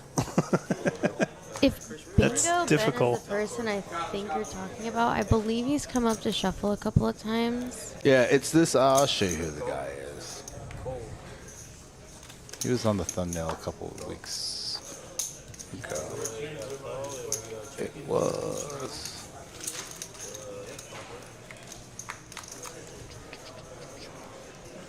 I gave him the thumbnail by himself a couple weeks ago. This guy right here. Oh, no, not him. Okay. There's another guy that goes by Bingo. Oh, really? Okay. Monotone board. Jermane's got does the have a 9 high flush, and Mo's got the 7 high flush. Is the 6 of diamonds out there anywhere?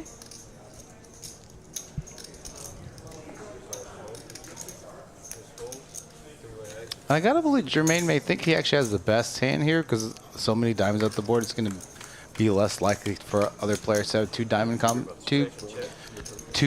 in their hand as well. Maybe, maybe not. Yeah.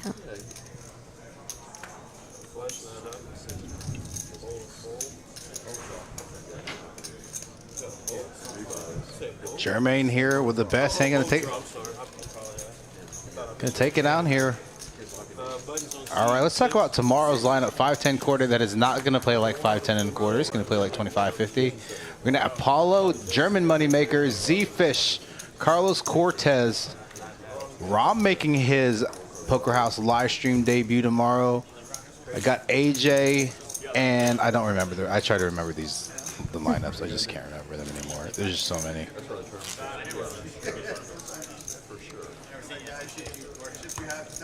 Got Rom, JD, Moneymaker, Carlos, AJ, Paulo, Safine, Kyle, and Z-Fish tomorrow. So that's going to be our 5-10 quarter live stream. That's going to play like 25-50. What's that?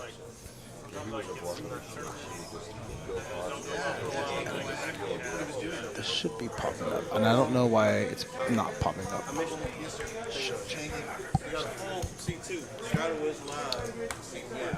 Live straddle. Once again, aces. Interesting. Just call. Okay, he's Badugan. His other cards don't function well with the aces. And was it first act after straddles, or were there some folds I missed? Plus two. Ooh, Jermaine's got single suited pocket queens with wheel cards. J-Ma's got another nice little straight hand. 4 cards straight in his hand. Nobody's got a 5. Oh yeah, Pokernomix has a 5 actually. And a king. So he flopped a boat. That works. That's a nice little. Small bet, $1.50 into $50 in the $1.40. About. Aces are gonna call that. I don't blame him for peeling one street here. Yeah, neither do I. He's gonna probably size up. Bet $1.25.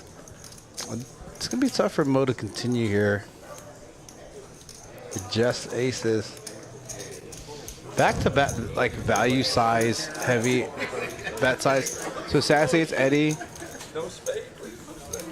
Putting on the game face, not feeling all that great today, but here I got Michael Coltrane, who's kind of training, helping out here at Poker House. Going to be working on the live stream stuff, some tournament stuff, some dealing stuff, I think, correct? Yeah. Yep. So I'll be able to, here to kind of fit in wherever I can and wherever there's a need. Yeah, and then Miss Lexi Cortinas works at Shuffle, also PLO player herself. And the fact that you play PLO and a female, I love to get like, I'm trying to grow the game poker for women. I think this is a perfect opportunity to get women on the felt, women in the booth. So thank you for joining. Thank you for coming in. Thank you for having me. Yeah, so last week I was by myself, Mike, right? I was like, if anybody wants to come and commentate, blah, blah, blah, come in. And then she's like, I'll come. I'm on my way. And I was like, okay. And then literally like 30 seconds, this guy just jumps in the booth. And he was like the friend of a player. He was a friend of Bingo Ben. And he jumped in. And then I thought he was going to stay the whole time. He stayed for like 15 minutes. And I said, hey, Alexa, you want to come? She's like, no, I jumped in the Shuffle tournament. How'd you end up doing? I actually came fifth in that 30K tournament. Good job. Nice. Thank you. Yeah, out of like almost 700 people, it was kind of crazy. You were chip leader going into day 2, right? I was. Did you get the chip lead that last Thursday night? The night you were supposed to come commentate? No, actually, I was. So it was the day that I bagged. That day that I was going to come, and then I came the next day to try to bag more. And I bagged a lot. So that's what took me to the final table. But Rick's got single suited aces. Yeah, we got into a 3-bet pot with 2 callers. Queens, aces, and king, jack, 10, 5 double suited.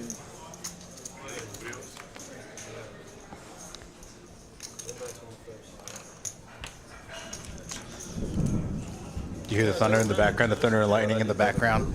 That's outside. Yeah. Oh, you don't have your headset on, you're just talking, so you hear it, right? Yeah. Yeah. The headset kind of makes me a little dizzy, but so I took it off. You know what it was? Kim had that same issue too, so she would do that as well. Because you can if you take it off, you can still hear. You should make sure you talk, talking to the mic.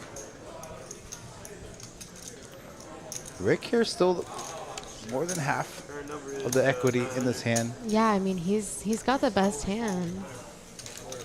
Yeah, Mo here, yeah. Taking it down with queens though. I'm gonna pull up some stats a different way after this hand.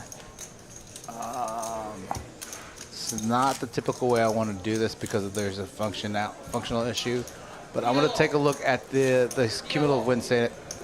This just shows the stack size. So I'm gonna pull this up on this end. I'm gonna roll this up. These are cumulative winnings so far. So KPT down about 4,200.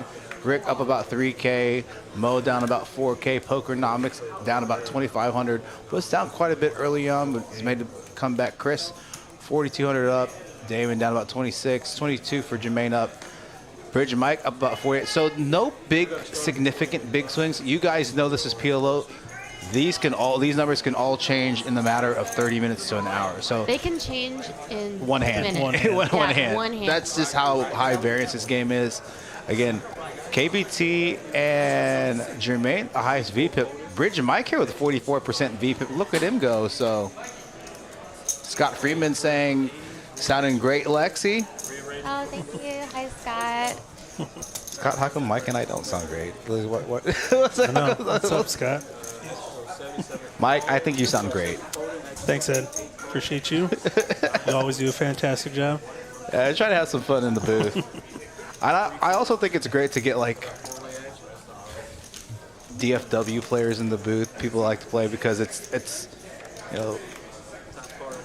kind of always been I thought it'd always be cool to kind of be on this side. And so like a lot of people say, hey, they want to jump in the booth. And so we give them an opportunity to jump in the booth and they really, really enjoy it. Yeah, that's excellent. I mean, such a great policy and just the way to run these streams.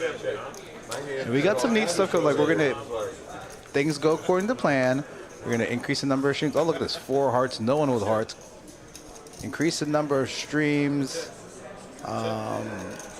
Rick's got the best pair at the moment, though, in his hand with 2 pairs. Wow. This is gonna check. I don't see anybody make. Everybody's like, seriously? I could have taken a stab somewhere, maybe. But yeah, like any bet was gonna win. Yeah, any bet there is gonna take down that pot. That was nothing that I needed. You could have bought that one. Bridge, am I gonna be playing Saturday? I actually have 1 seat open for Saturday's 5-5-10 stream. I'll probably fill it tomorrow. Same thing. That's the same thing.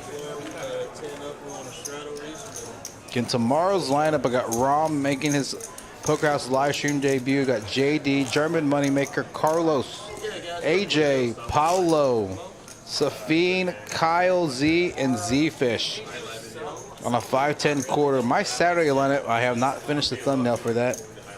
Got Gator back on the field, Danny, OFC, Harvey Castro, Bridge Mike, D-Dub. Harvey Castro, yep. DW, Moneymaker, and a new player making his live stream debut, Nathaniel Eden. So he's going to be taking his shot. I need to confirm that Harvey is actually playing. Harvey's a great player. Yeah. I've been playing to shuffle for quite a long time. And I mean, just a tournament, like, genius. Yeah. This kid's like not even old enough to legally drink. No, I don't think, maybe he is this year, but it's crazy. But I mean, he's a great player. I played heads up with him in the 10K guarantee. Yeah. He destroyed. Absolutely destroyed. I know. Hold on, I'm just getting a text right now to see if I'm going to get that seat filled.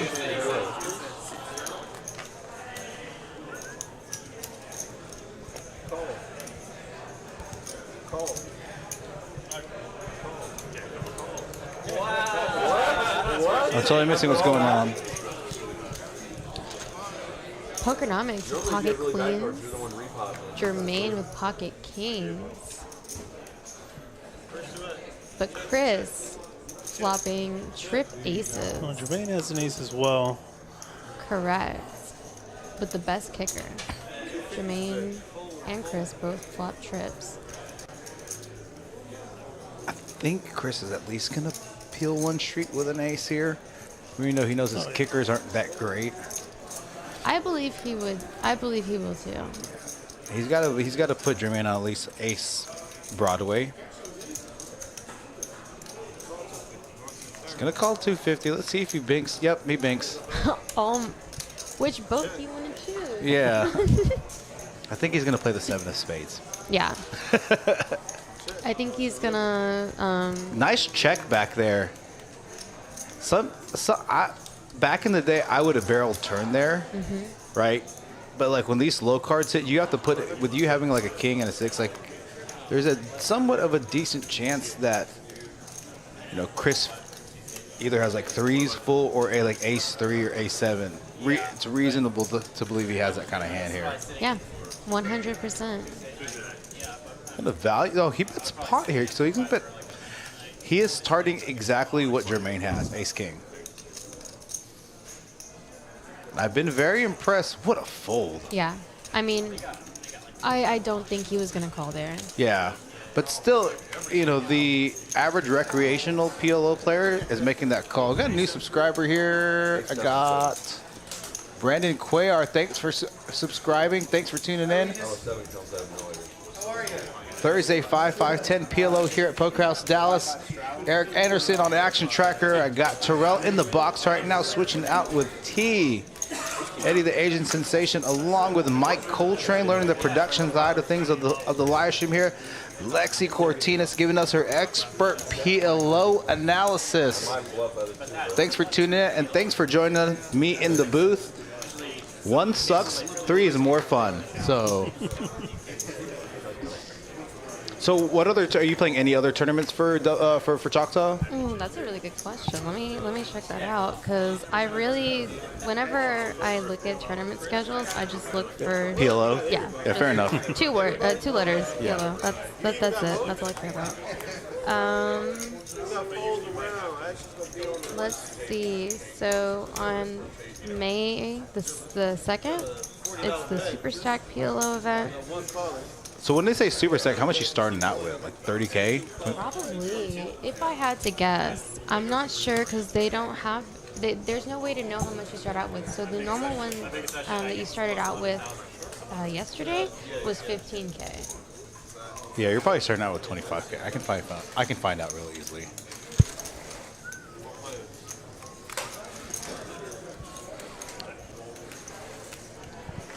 I don't see a women's event.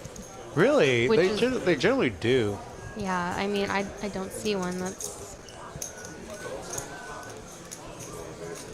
odd. They should have the tournament structure seats. Oh, never mind. There it is.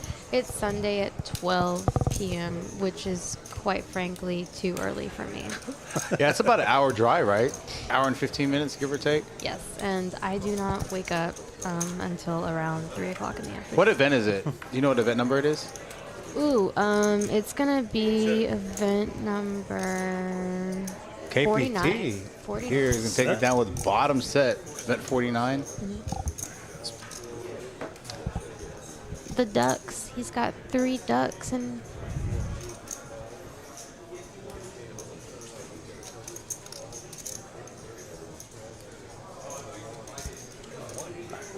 Structure seat. Okay, here you go. 40K. $400 buying 40K. 328 to the price pool. 72 to admin fees. I wonder how they come up to that number. That's amazing. Yeah. Yeah, no, it's a weird number, right? Yeah. It's high for the juice, isn't it? Yeah. A little bit.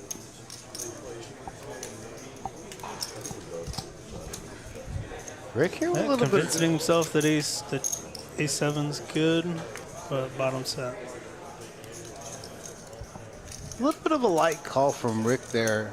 It's probably one of the lighter calls I've seen him make on some of these streams.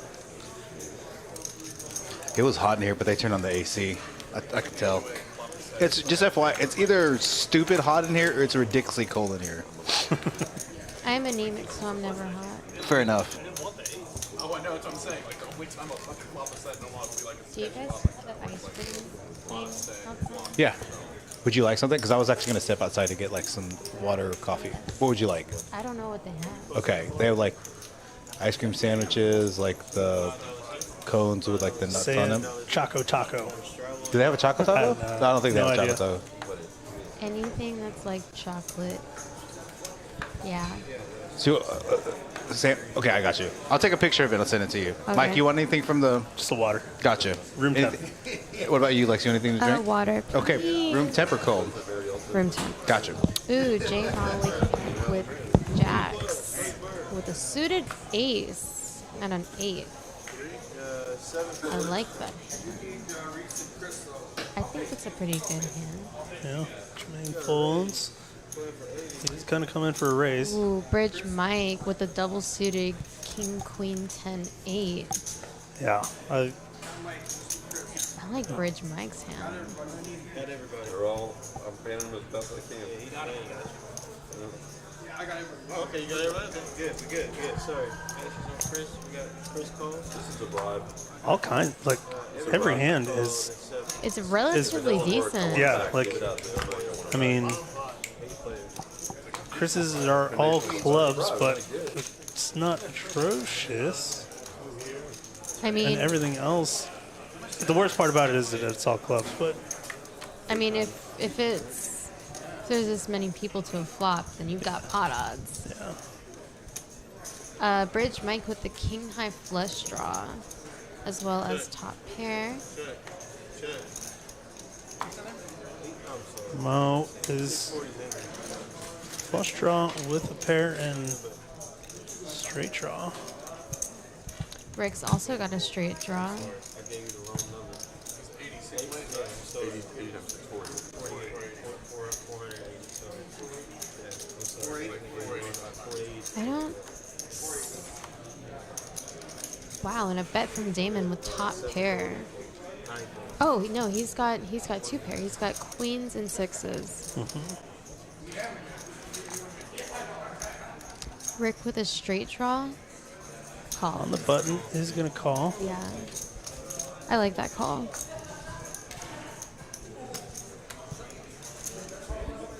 Two ways to a turn.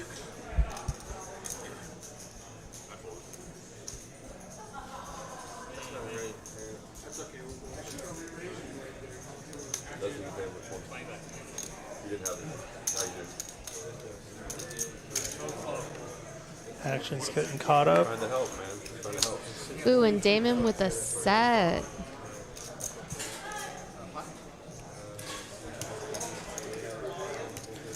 Rick now has a flush draw, and that even that gives him another Straight draw. out, right? Yeah, he needs a 9. Rick needs a 9. Or club. The only thing with Damon's hand is that he kind of has his own boat outs. And for, sometimes, like, I mean, yeah, he could hit a 5. He doesn't have 5 in his hand. I like this call by Rick.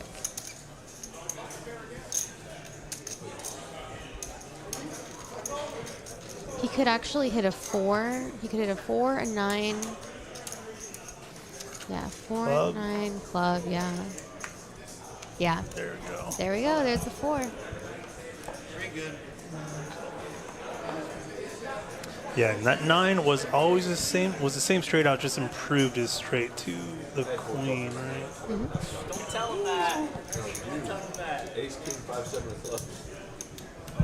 Don't tell me that either. Bridge Mike up Game's over now. Don't matter. almost $5,000.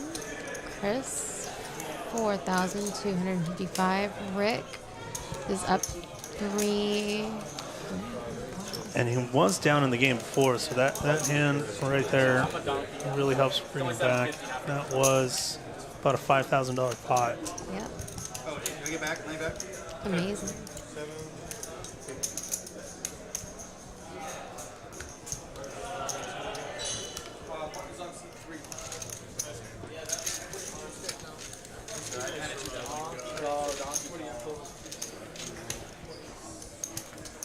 So were you in Houston? What other card rooms did you play? Did I play at? Played at most of them. I said I've worked at Prime Champions when it was there. Good luck to them when they reopen. And Spades. I worked at Spades for a couple, almost 2 years. But yeah, I loved playing the tournaments at Prime.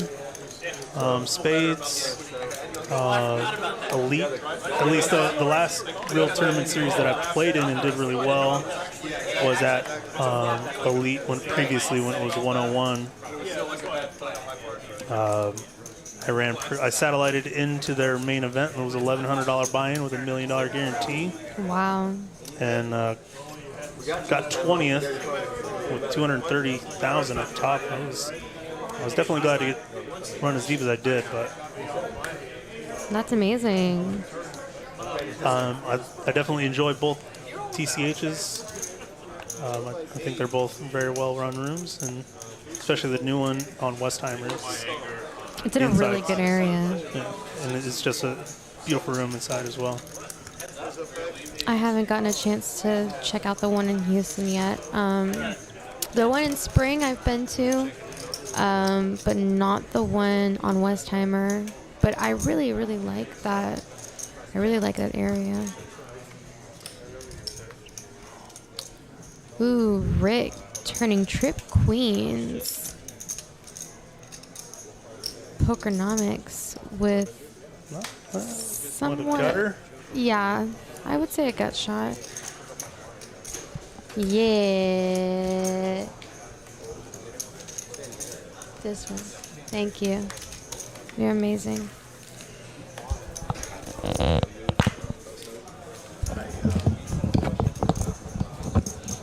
Scott Freeman, did you just throw out Post Oak in Houston? Is he talking about Post Oak in Houston? We're talking about the other rooms. Yeah, sorry, missed the chat a little bit. My time, I didn't go. When I first came to Houston, Post Oak had already been Shut down. Yeah. Yeah. That was like Post Oak Lions in Prime, and then Prime was the only one that reopened. I came in right before they closed, and I played it once or twice at each, and then it had, the whole shutdown happened, and then I didn't play. Bridge Mike, let's go. Beautiful Broadway card, single suited to the ace. Bridge Mike has been running really hot today. Let's go, Bridge Mike. I like that raise there. Rick is definitely at least calling here. Yeah. I think if it's not Bridge Mike, I think he's raising potentially. Even I'm not a big fan with the 7 of spades, but I've seen Rick play where I know he would raise a hand like this in some circumstances against certain player profiles. But against Bridge Mike, I think he's just going to call here, which he did. Did you want one too? I you feel left out. We're like eating ice cream sandwiches. That's what you should be in here when Hayden and I were like Coronas. We're like, hey, we'll get some Montucky cold snacks. What is that? Just another beer. PBR style lager. When we were in Vegas, we went to this hot dog place. And I remember there's a beer there. He's like, Michael Coltrane loves this beer. It was like a light blue can with like a rainbow on it. It's the Montucky Gold. Is that what it is? Yeah. Oh, snap. I didn't realize that's what it was. Damon out here going to pick up a nice little pot. Turns 2 pair, I think. Ace is an 8. I like the beer. I love its price point. Is it cheap? It's fairly cheap. Okay. Inexpensive, we'll say that. Like it's still good. I can't relate. I've never drank alcohol. Never? Really? Never in my life.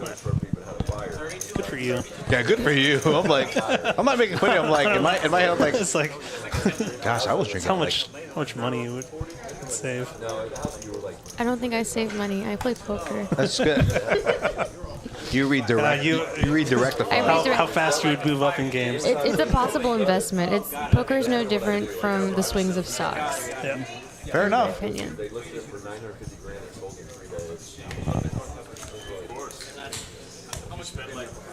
So what's the biggest stakes you've played, Lexi? So, when I was in Houston, Those games some of those games can get big. I had a lot of disposable income because of what I did. So I played really, really high stakes. I mean, I remember I played an underground game in Houston and I had like 50 grand in front of me. I think that's about the highest that I've played. That's gangster. Agreed. No, and like the messed up part was like, I think I was like 21. Oh my God. And I think the most I've ever had in front of me is like 12K on a 2, and I bought in for 8. yeah. So like I matched the stack and I got up and I'm like, I'm uncomfortable. I'm just gonna tighten up and lock it up and leave soon. Ooh, KP flopping the world here with 2 pair and the second nut flush draw. That's a good flop for him. Jermane does have the ace of diamonds blocking nut flushes. However, I don't think that. Yeah, I don't think that blocker was gonna stop KPT. Anyways, he's got such a strong 2 hand pair. and a redraw. Yeah, 2 pair is really strong on the Look flop, at especially this. if your head's up. Rich Mike here turns to straight, but also has a redraw to the queen high flush.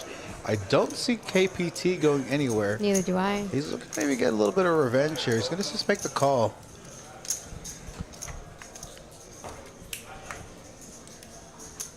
Flush. Bridge Mike. Still running good. Check. I'll saves. I wonder if Bridge Mike was hoping that KPT was going to like make a move there. Bridge Mike, the only player over 10K right now. Again, He's killing it right now. He's doing so good. Yeah, Bridge Mike, the biggest win is so far up about 5,200. believe the biggest losers so far on the night, Mo and Pokernomix have about 4K. Pokernomix down about 4,300, Mo down about 3,900. So those two are the biggest losers so far. Again, we're 2 hours into the stream. We started right about 5:45 on our end. Got another 2 hours left in this stream. This 5-5-10 match is stacked. It's already been 2 hours. Yeah. Oh my god. So sometimes I'm in here, I'm like, oh my god, it's only been 2 hours. So like. No, it's been going by so quick. But then again, I can sit at a table for 14 hours and think it's been only 5. Yeah.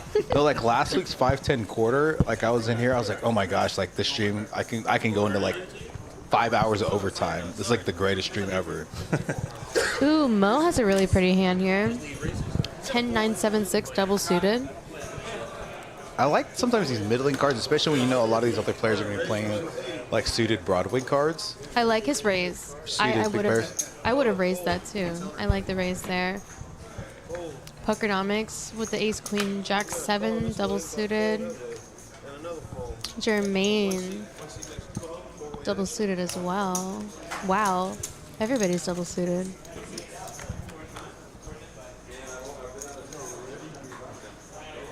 Spades, the only suit Live. not covered by somebody. Oh, and let's see. Let's see, is anybody? Interesting turns. A lot of turns. Yeah, a lot of turn cards improve equity for a lot of these players.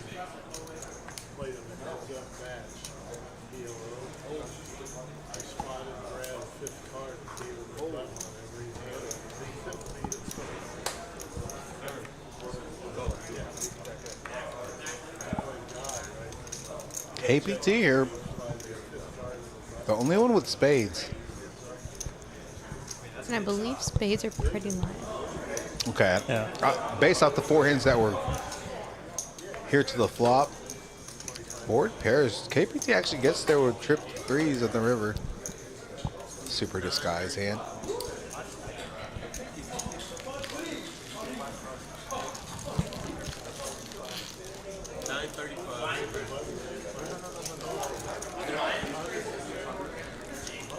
Interested to see what Mo's thinking here. If he's just Hollywooding or what. I mean, he just has a pair of 10s.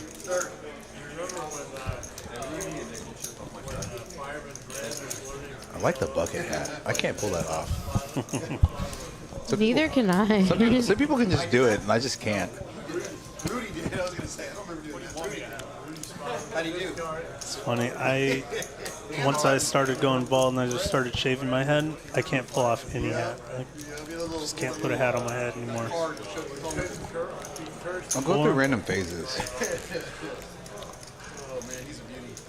You've seen him a long time. Yeah. I think he does. Huh? I think he does. He was partners with Jeff Hargrove in like properties. Well, if Mo decided to raise, I think at this point KBT would be calling. Like, it's Yeah, he's taking too long. Interesting call here. just 10. Oh, I got y'all's water, but I left them on the podium. I just realized it. I was like, where's my water? I don't have it.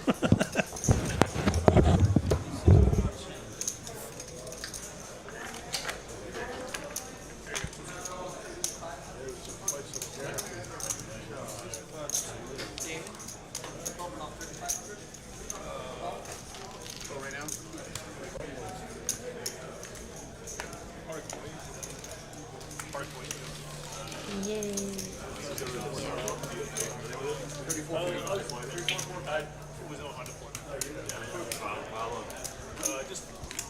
It was our transfer area. 39. Oh, sorry. 66 viewers in the chat. Thanks for tuning in. Pretty busy room. There's like 7 or 8 cash tables going on right now. Now down at Spades, you guys like six tables was good for you guys, right? On our Like weekdays. Thursday and Friday and Saturdays, yeah, you're looking at 8+ games. Yeah. In the evenings, with 4 or 6 games going throughout the day. Randomly, like Tuesdays was like really good, and would be 6 or 7. But like the random Monday night, you'd still be looking at like 4 games. And that's usually about as slow as it ever got. 6 tables was bad for us. 6, like Fridays and Saturdays, and even Sundays. Thursday nights, like you'll see at least 8 tables. Maybe not so much this week with Choctaw going on. So Choctaw's killing everybody right now. I'm surprised our tournament made, and I actually had a bet with one of our tournament. I was like, what's the over under on our tournament tomorrow night, making the actually going off. Last night didn't even go. Yeah, as I said, there's a blanket over there on the ground. I actually, y'all laugh. There's some days I'll get here early to work on stuff. Do you sleep in here? Yes, that's why there's a pillow and a blanket here. So I'll just like close the door, I'll lock it, turn the lights off, and like put my feet up, and then just like take a nap for 30 minutes. I have this like Snuggie that one of my coworkers got me because I'm always cold. Like every poker room I'm always in, like I'm always freezing my ass off. So, I mean, I always come prepared. Rick, hoping for a king to peel off here. No, he doesn't want a king. He wants a... KPT now has a top pair with 5 high flush draw. Actually, yeah. It's got a 5 high flush draw. It's got that check mark. Pocket king. Something else off. KPT here going to take it down. 2 pair. No one with ace. Lots of 2 pairs. A lot more than you would expect. So, Lexi, just watching this, are you seeing things that maybe you can like incorporate and implement in your game? Yeah. I'm a very, well, people describe me as a very aggressive player. The couple times, the hands that you were aggressive with, they were the correct spots to be aggressive in. But like I don't recall you being like donkey aggressive. No, you know what I'm saying? Yeah, like no, like I try to be aggressive in the spots where I should, like whenever I have nut draws, or if like that hand, I flop the nuts. Yeah. I flopped the nuts, and rivers kill you, but wow, Pokernomix waking up with ace, king, deuce, single suited. Kim Stone in the chat. Again, it's going to be me, Michael Coltrane, and Lexi Cortinas in the chat, in the booth rather. So Kim, Lexi reached out to me that, she like idolized Kim. She told me she would idolize Kim because she's like a woman poker player, played the PLO stream. And so Lexi reached out that she was going to commentate last week. So I said, come in the booth this week. It's so much fun. I love this. Ooh, I love Damon's hand too here. King Queen suited with the Queen 10. Now, Bridge and Mike, Pokernomix, and Damon have each other's outs. They do, and honestly, I like this 3-bet by Mo, knowing that probably a lot of these players have each other's outs here. I love that. That's a move that I actually tend to do a lot of times if I have a hand like this, because in this position, they all have each other's outs. He is very live. Right, 9 high board. Oh, Pokernomix with the 4-bet. Let's a pot size bet for Mo here, pretty much. There's only one more ace in the deck, I believe, that I was keeping track of. I literally just called 9 high board. Yeah. So, and he... Look at this. Flopping a straight. I'm like 5, 6, 7, 8, 9. Yes, 5 cards straight on there. Yeah, 5 cards straight. I mean, beautiful. I was like 5, 6, 7. This is why I only play 2 cards, not 4 cards. Me too. Kim says hi, Lexi. Hello, Kim. Kim doesn't say hi to you or I, Mike. It's okay. Yeah, it's cool. It's cool. It's cool. It's been kind of like tame in terms of like action, but again, I've had streams before, PLO streams early on that actually Kim helped put together and played on. We're like, there were two players, like, you remember Bao and Yao, Lexi? Mm-hmm. Remember those guys? They were just like, dude, they like, Yao would like... They were going after each other. Yo, it was crazy. He would 3-bet like 9-7-4-2 deuce, like Badoogie, and just like get in there. It was like super gangster, and he would get there. And like you have to call him down light because like this guy has like his range is uncapped. And Kim saying, yeah, to us other guys, no, we're just playing around. We love Kim. I like Jermane's hand here, Queen Jack 10-9. I like that too. Ooh, KPT, Pocket Queens. Pokernomix with... So Pocket Fives or the Shuffle Nuts? What's that? The Shuffle Nuts, Pocket Fives. Okay, why is that? Just because? Because I'm pretty sure that everybody wins with Pocket Fives. Okay, that's good to know. Nice flop here That's for a us. really nice flop for Jermane. Top two, straight flush draw. Absolutely. He's got so many outs. Yeah, I mean, he's got the lion's share of the equity here.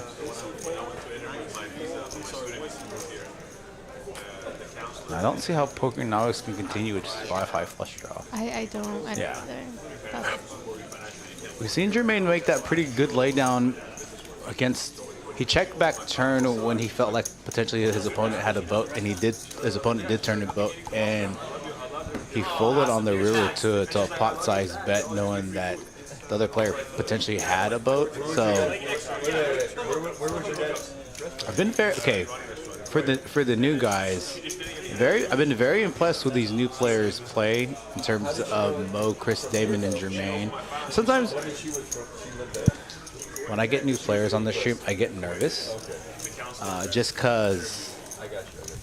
Like usually I ask around, I'm like, hey, do you know X, and I'll get like a yay or nay in terms of if they would be, because there's certain criteria like I look for in a player. One is like, do they have multiple bullets? 2, are they good for the stream, good action? 3, do they take care of the dealers? 4, do they have social media presence? And 5, are they just like, how's their general attitude? If you don't have like 3 out of those 5, it's gonna be tough for you to get an invite. Because I've had some players with some meltdowns before. And I'm like, ugh. Yeah, no, I know exactly what you're saying. They're not looking for someone like myself who's just the nittiest nits of nits. Wow. Aces again for Damon. I think at least half of the hands we've had had pocket kings or pocket aces. I'm gonna say somebody either wakes up with pocket kings or pocket queens. Wow. All right, I'm not going to take that bet because I agree with that.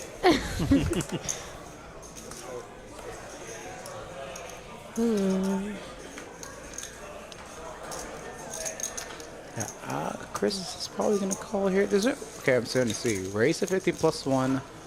I see Chris calling. Yeah. We're going 5 ways to this flop. Bridge Mike and Damon both have the wheel draw.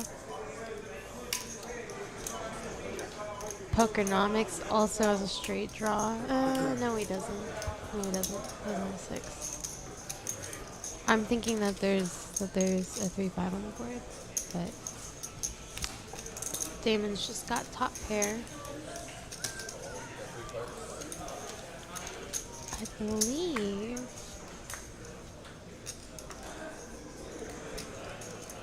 Now Chris with the 8-high flush draw.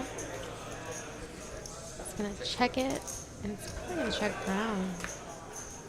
8 of clubs on the river doesn't change too much. Ace is still with the best hand. One pair. Check, check, check. Damon's gonna take it down with pocket aces. A lot of these players Nothing more, nothing less. Now, with this being a relatively quote-unquote solid group, You're not seeing a whole lot of action. Yeah, you're not seeing a lot of action. You're not seeing a lot of top-offs add-ons. Like when we've had players that were like super action and like they like to create action, at those points in time, you'll see players like adding on, topping off.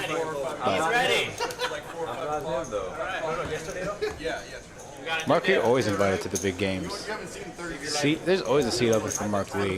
The thing about once you're playing with, like, I wouldn't say like real Omaha players, but like people who strictly play Omaha or that's one of their main games, you're gonna notice that you're gonna hear pot a lot less. You're gonna see people being tight. Right.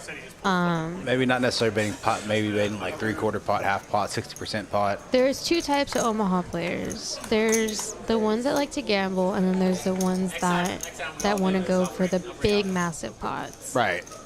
And those people tend to be pretty tight until that one hand comes.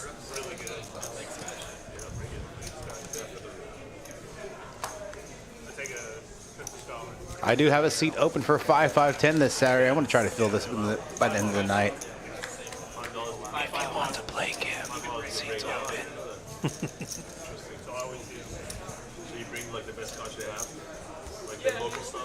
Yeah, not a very good flop for either player. Queen of Hearts on the turn. Bridge Mike was the best hand, with just a pair of Queens? Just a pair of queens. That's why I have to like always look. I'm like, how does he have 72% equity? It was Jermane who flopped a 4, but I'm on that Theraflu, Kim. The day version of it. oh, you have the flu? No. I just like I don't sleep anymore. Texas Kim doesn't play right, tight or right. Hi.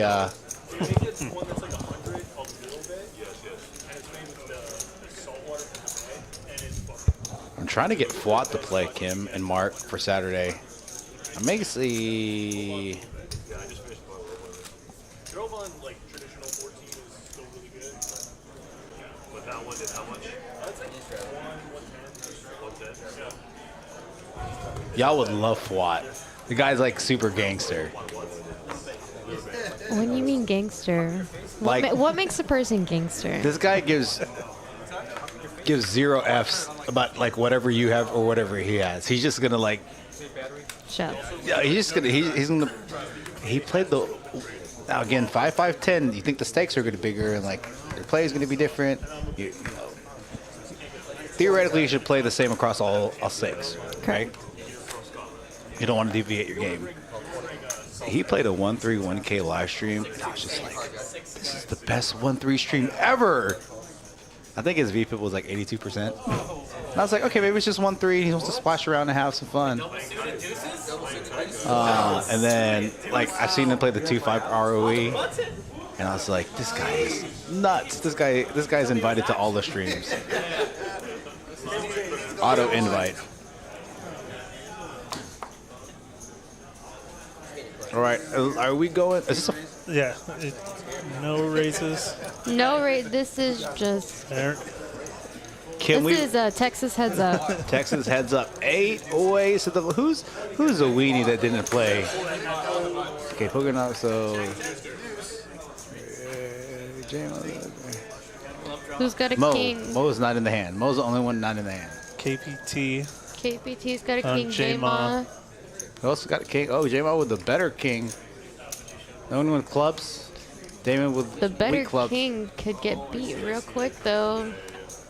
For queen jack or a 10 on the turn. But neither KP or Jermane, I don't see either of them folding. So should be heads up. Yeah, okay. Yep. Clear up some of that equity. 7. And some of these players based off multi-way could have some weird like full house combo like kings and 8s. Kings and 7s, 7s full of kings, 8s full of kings. I still don't see Jermane folding yet. No. You're not folding a king here. Yes. Not Especially against KPT. Seen him play. Yeah. Yeah, it's gonna go check. I mean, Jermane hadn't beat the whole way, so Just, you know, whose straggler gets put on the board.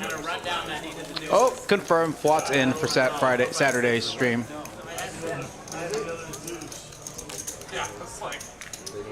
Kim and Mark, y'all got to tune in Saturday. It's very similar to last Saturday's lineup, but I'm subbing in 2 new players, Nathaniel Eden and Flot. Show the mobile part. You think Rye Guy would commentate? You think Rye Guy would commentate? He actually told me he was thinking about it. Because Ed needs help with the PLO, man. He's been there by himself. Oh, I got help today, Rick. I got help today. I like Ed needs help. Like the one day I have help, like, oh, he's okay. This was the most perfect time for the 3 of us to kind of just chill and listen to the table talk. Sometimes the table, like, okay, now sometimes the table talk is like questionable. Yeah. And so I'm like, oh, I gotta turn it. Bridge Mike. Look at that hand. Ace is double suited with wheel connector. Definitely should be raising here. Yes, he should. So straddle. He is. Yeah, there's a straddle. He would have been the straddle to 40. It was up to 20. So yeah, he was able to come in or make it 80. Rye Guy wants to come. I think he was going to be the first alternate.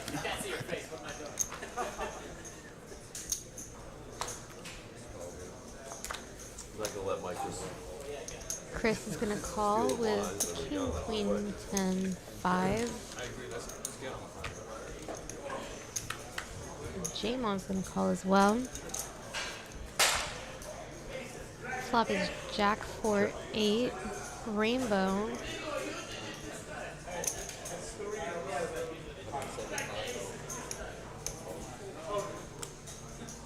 Bridge Mike folds his aces. I'm surprised he's folded there. I mean, he's got some. He had backdoor equity. He had backdoor hearts, backdoor clubs. Yeah. That's it. I don't think. I mean, you know, Chris does have 3 hearts in his hand. However, this is gonna with a pair jack. Yep, one pair is gonna take down this. Well, I think Chris is gonna win this hand if he's just gonna. This is actually a really good board for both Chris and Jamal. I wasn't 100% sure. I wasn't watching all the action pre-flop. I didn't know that Mike opened $80 with double suited aces, ace 3, ace deuce, hearts, clubs.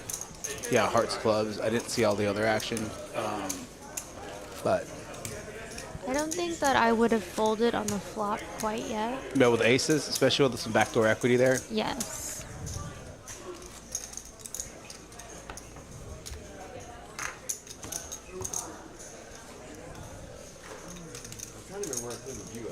So how often do you play these days? Almost every day. Do you play online? Yeah. Okay. Yeah, I play online too. But One day during the week, either Wednesday or Thursday. I don't know. Okay, Time Traveler Poker's in the chat. Correct me if I'm wrong. You have the Guinness Book of World Records for the longest cash session ever. I'm pretty sure that's him. It's like unhealthy session in terms of hours played. It's like 3.5 days straight or something like that. Correct me if I'm wrong. How, Time Traveler Poker. how did you do that? It was at Resorts World, if I remember correctly. How did you do that? I think I played a 20-hour session once, and I was like dead. I've played a 16-hour session at Legends in Houston. Yeah. Back whenever they didn't have all that stuff going on. It was like the first week that they opened. Okay. Ooh. Surprised. I'm not sure who. Somebody had queens there. I didn't see the Yeah, other and hand. he folded. He folded queens pre-flop. I didn't see the other. I just saw queens and I didn't see the other hands. I do like how, like, irrespective of the order of the cards, like the software like puts it in sequential order in terms of like highest suit rankings, lowest. Yeah. So it makes it easy to read. Yeah, when trying to read several hands at a time. Yeah, that's why I said that when I was telling y'all if y'all were going to come and commentate for PLO, that I do a little bit of pre-flop talk in terms of, you know, like double suited kings, double suited aces, whatever. But I wait till post-flop and I just look at the equity percentages, and then I like look at the the equity percentages, and I look at their hand relative to the flop. Well, Jermaine's got the queen high flush draw at the moment. Yeah, it's kind of, outside of the flush draw, it's like kind of a disconnected board. Yeah, Like, it some is. like gut shot, straight draws and whatnot. It is a very, yeah, it is very disconnected. I mean, Chris right now has the best hand with pocket king. Yeah, not too many two-pair combos. You may have some sets. I mean, KPT's got a gut shot though. Jack of diamonds. It does turn to open ender for Jermane. I wonder if he's going to barrel his equity here. Chris could also hit a queen for Broadway. Yeah. Let's see Chris. Okay, I thought Jermane was going to potentially barrel some of that equity. I'm surprised he didn't. But also, he's in the big blind. And Chris here. Big bet. A really big bet. That's pot.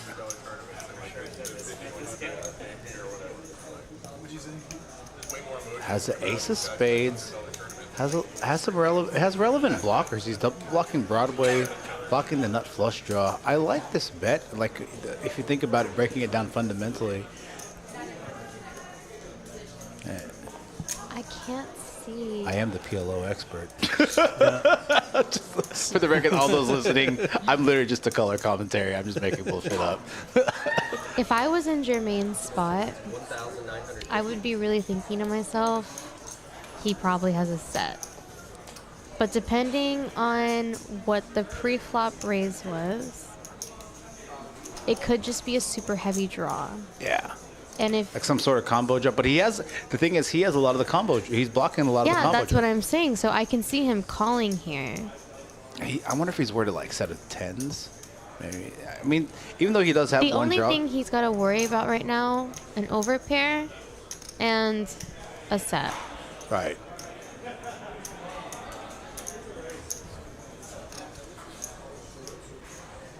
See what Jermaine's gonna do here.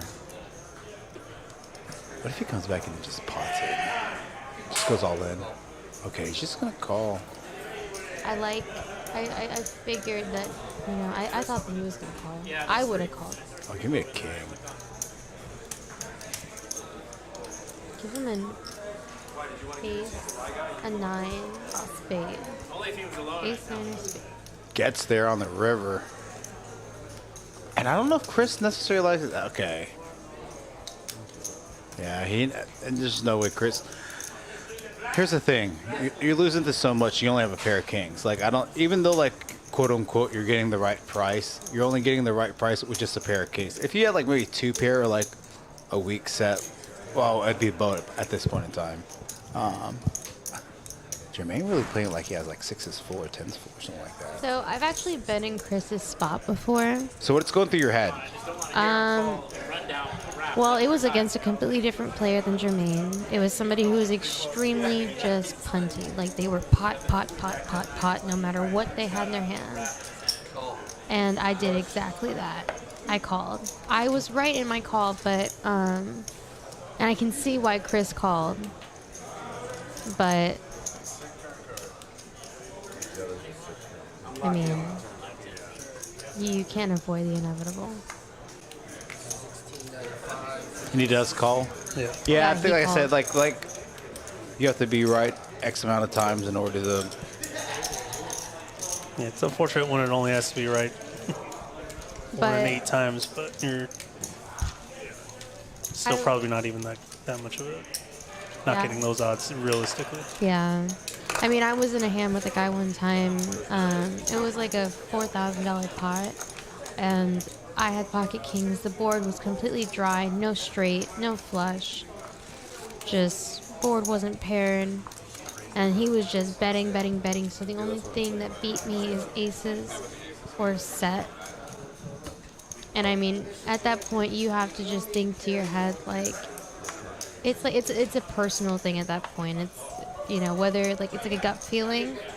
So maybe his gut just told him to call because I know that whenever I was in that position, my gut did. Mm-hmm. Sometimes you're right, sometimes you're wrong. Is it like a ranking? How snacks go ranked? 20 straddle. Like the most popular one is called the President's 100. It's like $20 straddles on this hand. And I'm beginning to wonder if the straddle's like mandatory. Sometimes they do that, sometimes they just announce it. Yes, I will show. So like Brino, I have to show like the stats a little different because there's some software issue, and I don't want to like obviously start stuff off. So I'll bring it up here just shortly, just to show you. Jermane with a double suited kings. Not really a fan of the straggler, that being the 4. But other than that, it's a pretty good looking hand. Jermane also with king, queen, 10, 5 double suited.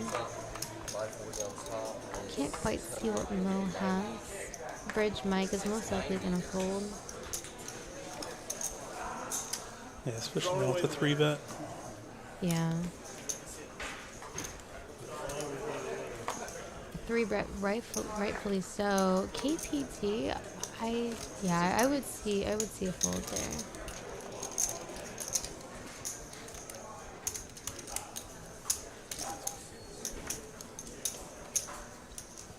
Let's see, is Damon gonna make the call? He called. Looks like it did. Yeah. Yeah.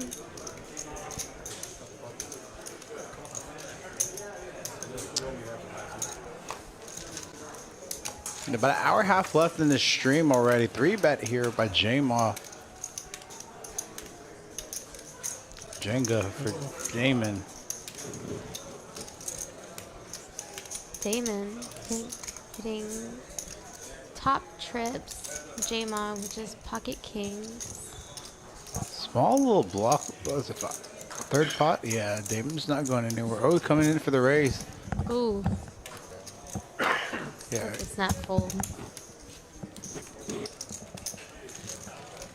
what do you have? An ace? Chip count hasn't changed around too drastically. Yeah. Bridge Mike is still up top with 10. All right, Brino, I'm going to give you the stats. Again, there's an issue with the software real quick, so I'm going to do it this way. We can actually get to see it later.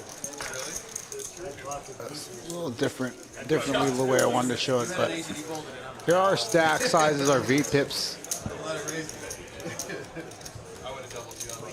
So I got KPT down about 5K, Rick up about 3K, Mo down about 9,200. He's our biggest loser. He lost some big hands and made a couple speculative calls. Pokernomix down about 4,500. Chris up about 5,400. Damon kind of break even at this point. Jermane up 7K.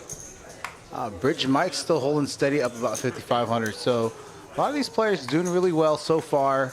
Again, not too many significant swings just yet. So that's our stats so far.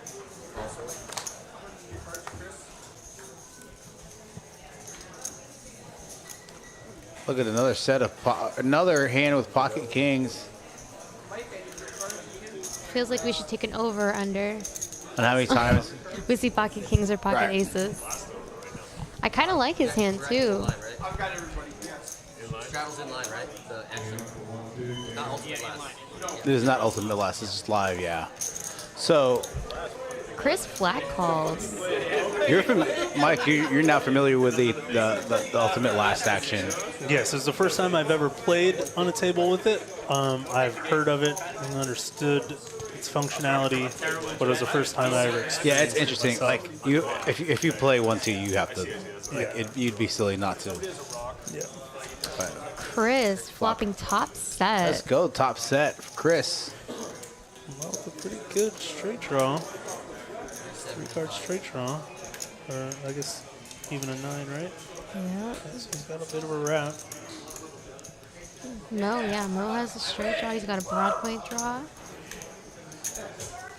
KPT with the same draw in a way.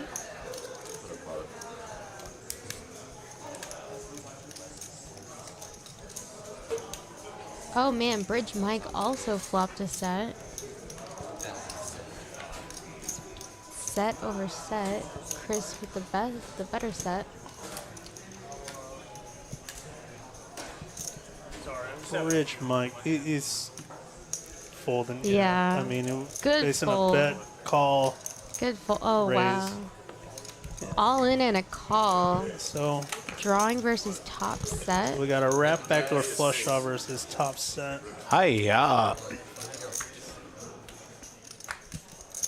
7 of clubs. More equity for Chris. Nothing extra though. Chris That's here good. getting there. Now picks up 5K. Chris, our new chip leader. Getting in there. Bridge Mike been hovering around that 10K mark for a bit now. He has. He's been pretty solid overall.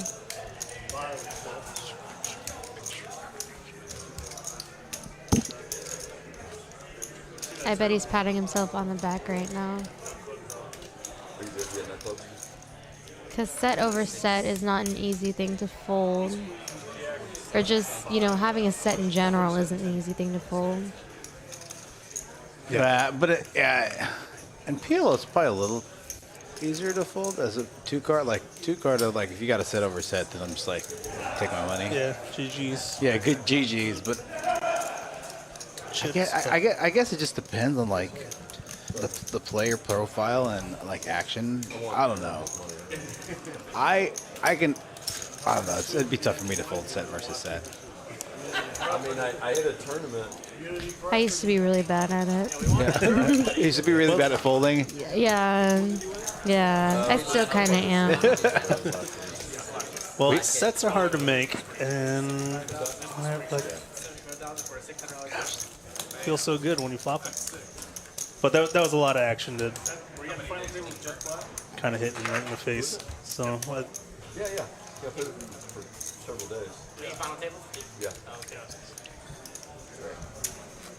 Did you know before you got here that your shoes were I did not. Commentator. The face for the face for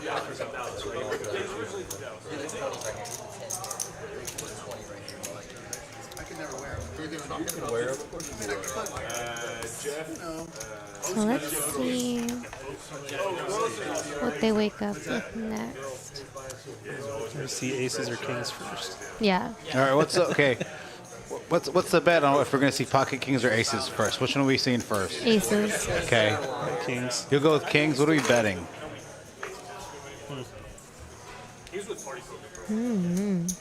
I'm gonna say, I'm just gonna go with aces. I don't think they're gonna be pretty aces either. Like Badoogie aces. Yeah. He's on face and poker go. Yeah, but he's part of some. Well, there's one of them.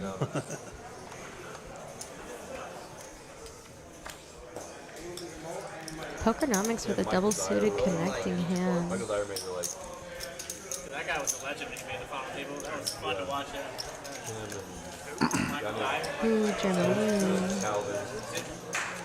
You guys see the He didn't make the final table. Wow, are we not gonna see aces or kings? Michael Dyer C-bet? I don't have to. I never have to. Okay, it was Pocket eights. check.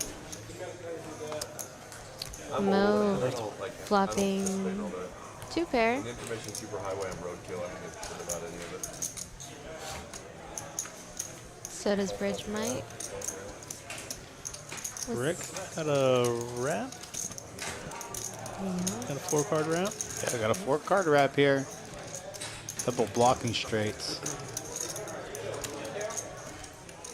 With top and bottom pair.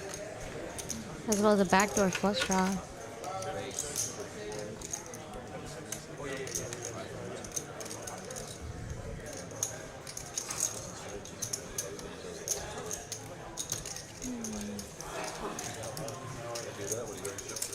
I'm still going with aces. I think we're gonna see aces first. Are we gonna see? All right. I'm positive. Yeah, Kim's saying a surprising amount of limping in this lineup. Yeah, I 100% agree. There's a lot of limping that's going on. I haven't seen a lot of raises. I've maybe seen like 2-3 bets today pre-flop, 3 max. And these are all, you can tell these are all players that play PLO on a regular, because they like, I've played, you know, some of these like ROE games or whatever. These guys are on the PLO side. They just want to. They don't even play the hold'em side. Literally, Yeah. like they leave the table or they'll just sit out. That's me. Are you the person that leaves on the hold'em side? I leave for the whole nine hands. Like I hilarious. straight up get up. I just leave. Oh, pocket jacks. He folds pocket jacks. Who is he? Damon folds pocket jacks. Jermane with 9883. The flat call. All right, as I filled my seat with FWAT for Saturday, I had a player back out, so fill in that spot. This is the fun part of the live stream that I don't enjoy. Do you know there was one? I had a Thursday, Friday, Saturday stream, and I had 17 cancellations within 3 streams. I wanted to punch everybody in their face. Pokernomix with pocket queens. So close. Look at this, so close, so close. I saw pocket jacks and pocket queens, but once we started betting, that's whenever they went away. Yeah. I put my cards on the box like this, so the less they're overlapping, the better. The less they're overlapping.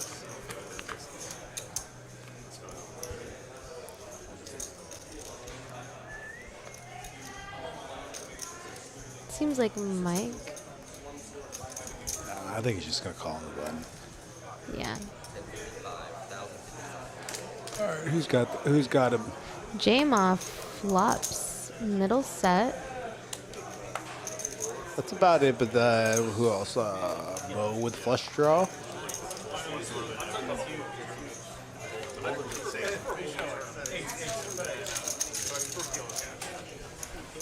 Yeah, all these players super solid players. Yeah, I mean it's. This is like the equivalent of putting like JD, Kyle Z. I know you don't know. I know you don't know these players' names. You'll learn it, but you know some of these players' names. Like maybe putting like Chris Cashman, Paolo, JD, like those types of players on a stream, where they're just like thinking players that are great players. They're not going to lose a lot of money. No, and something I've also noticed is I haven't seen a whole lot of re-raising. Yeah. I agree with that. Not.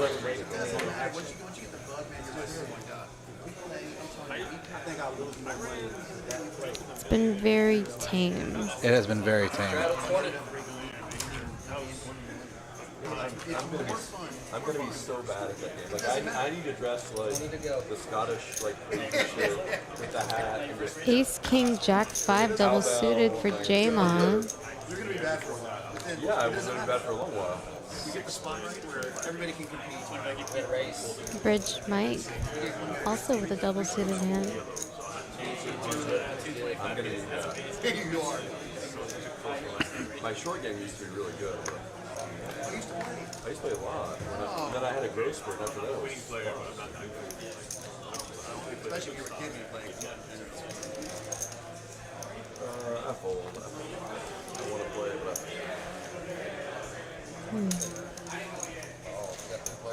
Let's see. 3 ways to flop.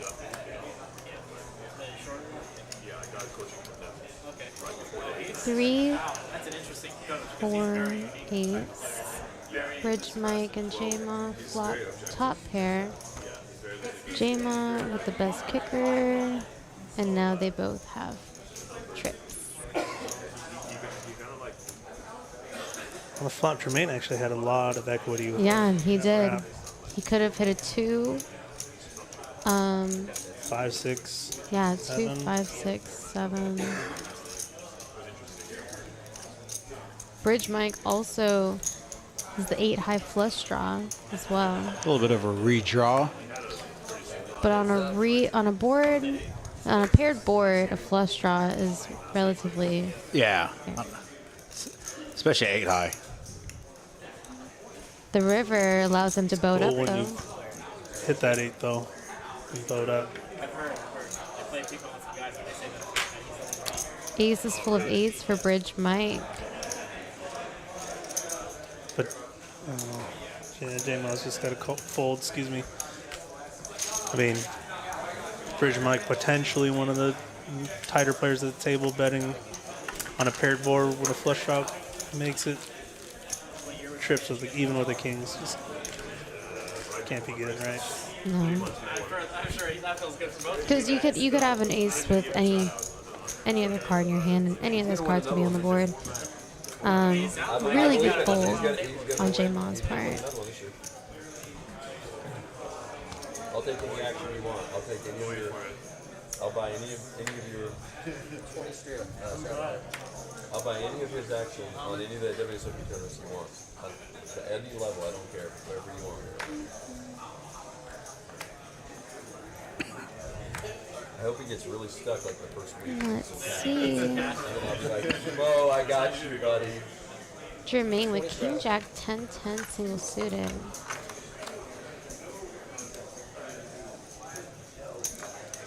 Raise, yep. I could expect.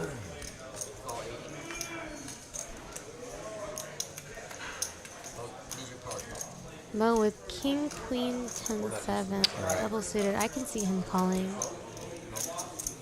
Yeah.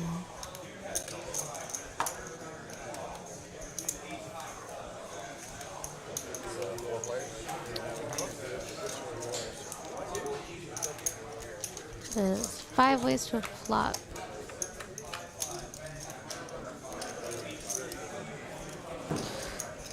Ooh. Jermaine flopping top set. Mo with the backdoor straight draw. No, it's not even backdoor. He's got a straight draw. He needs an ace or a 9. APT fold.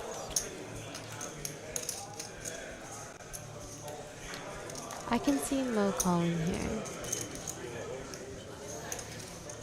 If I was in his position, I would call. Yeah. At least, yeah. Yep. It's gonna be a call. Turn. All Brings Mo the second nut flush draw as well.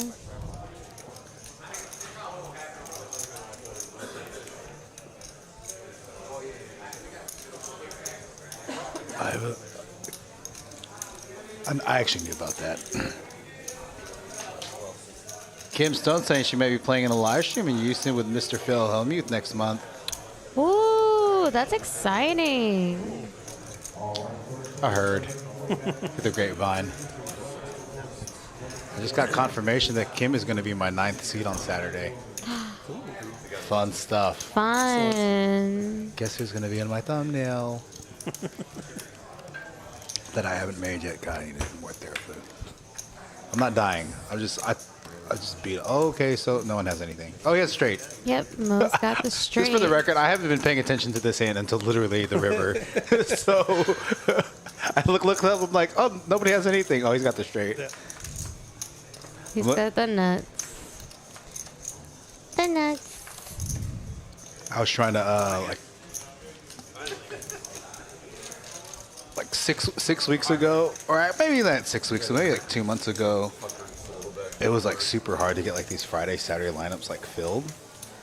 Like so like the way I try to balance, so like J-Ma and like Rick kind of put this lineup together, and like I'll maybe plug 1 or 2 guys in there just depending on the need. But like the Friday, Saturday ones,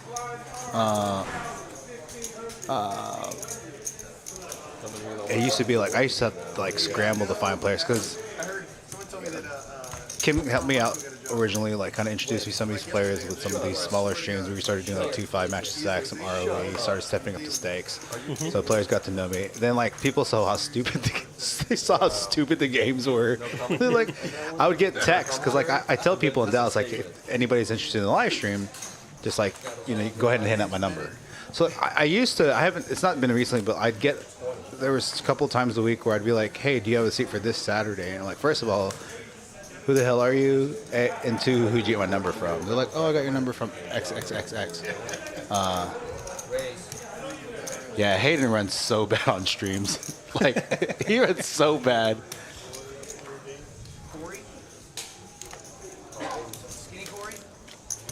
I don't think there's anybody that runs as bad as Hayden on the stream. I think that's why he's like anti-stream. All right, I am gonna try to make. Yes, I can do it. I can do. Are you talking to yourself? Yes. Yes. Yes.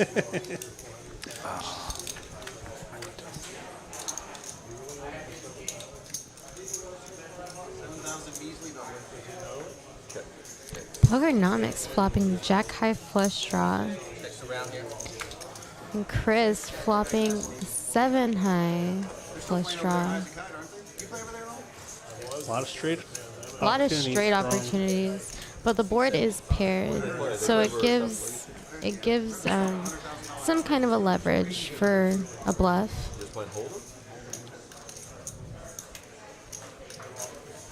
All right, that's it. Now that I know who my peeps are. You get to put the phone down. Yeah, I'm gonna put the phone. No, I'm gonna make the thumbnail, and I'm gonna let you guys.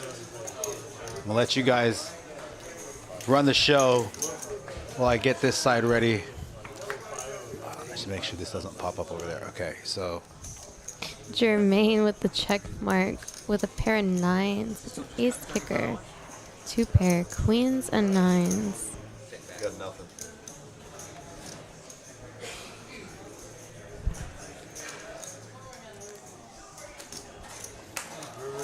Yeah, and the 9, basically the only number card doesn't give him a straight. Chris, so it goes. Damon, Russ works here? Who? Russ? Yeah. He's got a gig here. Wait. He doesn't work that much. Big Russ? What does he do? Big Russ? He deals a little bit. Oh, okay. I didn't know that. Sometimes, you gotta do the work. Not as much now that he's with us, Right. But he was right before he joined us, he worked with him. Okay. All right, let's get this. I look around here, I'm like, oh my god, all of Underground Dallas is here in some capacity. Adam's in the box. Yeah, apparently I didn't know this because I'm not very into like the underground. I just don't play underground poker myself personally. But apparently we've hired like a cajillion underground dealers that have just started recently. So that's kind of cool. So, What's her name? did you ever deal yourself, Lexi, or you're just more like on the hosting side? I wasn't even really a hostess. Okay, fair enough.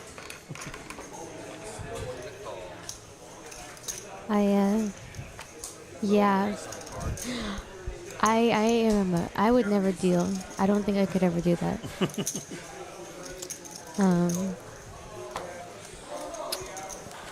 Can be difficult. Jermane wakes up with Queen, Jack, Jack, Jack.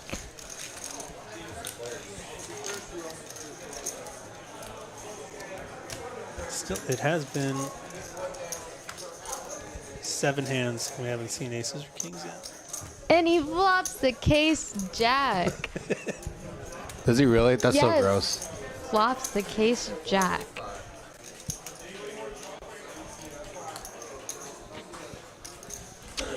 Bridge Mike with the 10 high flush draw folds. Pokernomix has bottom set. Spicy call. time.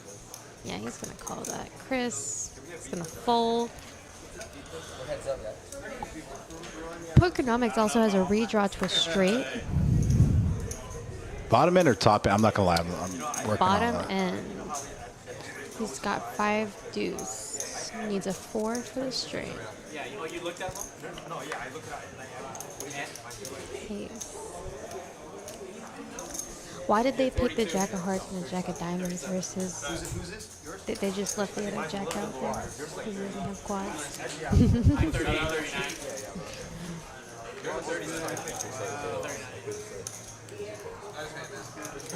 Yeah, I don't know. They just keep gonna say it every week that you. Just because I'm Asian. Because I'm Asian. So wrong.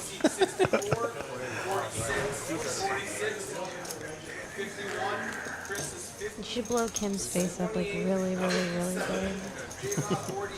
You're 28. You better get that up if you want to come back. We need some shots. Get some shots, Rick. Yeah. I thought they ordered tequila. I was informed that they had tequila. They ran a VP VPIP street game where they would just kick out. Yeah, did you hear about that? We used to run a VPIP game. It'd be like instead of like a 4-hour stream, it'd be a 6-hour stream. And like if you have the 2 lowest VPIPs under 30%, automatically booted off. Nice. Some guys like I felt bad because like in theory it was a really fun idea. Execution wasn't quite there yet. But like there was one guy that didn't speak English well, and he had like 13% VPIP. He's like, he finally won a hand, and we like kicked him out. He's like, "What's going on?" And we like, he's like, "What the hell is VPIP?" We tried to like explain it to. It was. Yeah, that's unfortunate. Oh, so they're trying to drive up the VPIPs. I'm not opposed. Sam Clark, actually, now that I see your screen, Sam Clark actually comes to shuffle quite a bit. Yeah, he's actually going back to, what's it called? Who's my third person I was going to throw on there? Oh, yeah, so I need to get.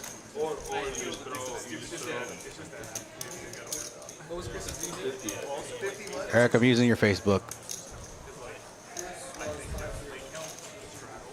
I have access to his Facebook. It's not that big a deal. It's trusting. He has access to my Facebook too, but we just use it to send pictures to each other for like. Jama flopping 2 pair kings and 8s. Jermane flopping the Absolutely. Yeah, if you bring tequila. flush draw, and Casey. KPT has that 10. Yeah, KPT has And that then they'll start 10. hugging you and kiss you on the face. Jermaine has a 10 as well. He's like, don't leave, man. Don't leave. Just don't leave. Just don't leave. Just don't leave, man. For the better 10. Sounds like there's some stories behind it. There is a story a couple weeks ago. You do a good impression of it. Yeah, just don't We've been in a couple situations like this today just walk just a little bit. with her. But the flush takes over. And Damon With the back. started in the lead, took a back seat, and now taking the lead again. Mine gets angry if I call her and tell him on the way home when I'm 3 minutes late. The backdoor clubs.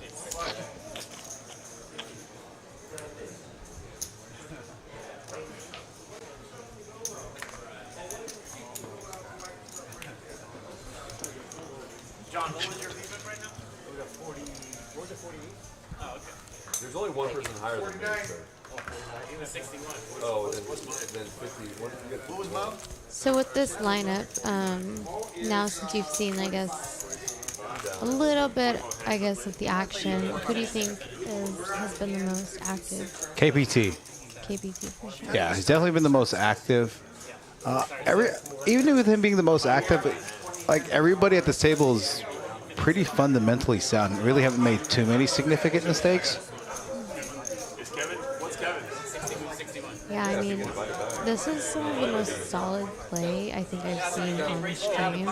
Yeah, I agree. I'm like, Like- sometimes it's like, you know, like Lexi's like, man, I wish there's gonna be more action. We need more Asians on this stream. I think. I agree. Can I say that? Can I say that on the air? And it'd be, I'm Filipino for everybody that's listening. So I think you could say that. I think like, neither one of y'all can say that. You know who we need on this stream? We need, Yeah, there's been a lot of limping, Kim, more than I'm used to, and I don't know if it's just a function of the players playing on a stream for the first time. So much limping. You don't see that traditionally. Bridge Mike with pocket queens, one of them being suited. Pokernomix with a Broadway hand. I kind of like the 4-card Broadway hands, but he is not suited. So it's a love-hate relationship.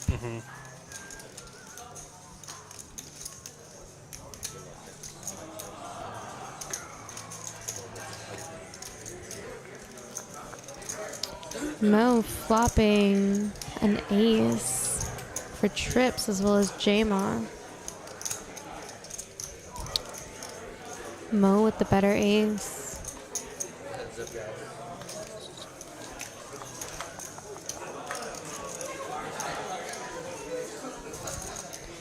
Neither of which have spades. I believe Mo is still in the lead with ace 10.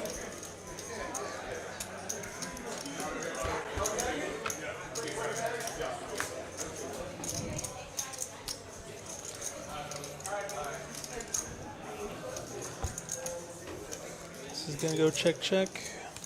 Yeah. Yeah. And then ace 10's gonna win.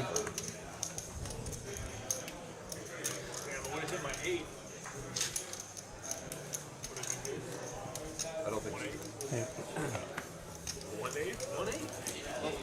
You did see what they turned over, right? You can bluff both.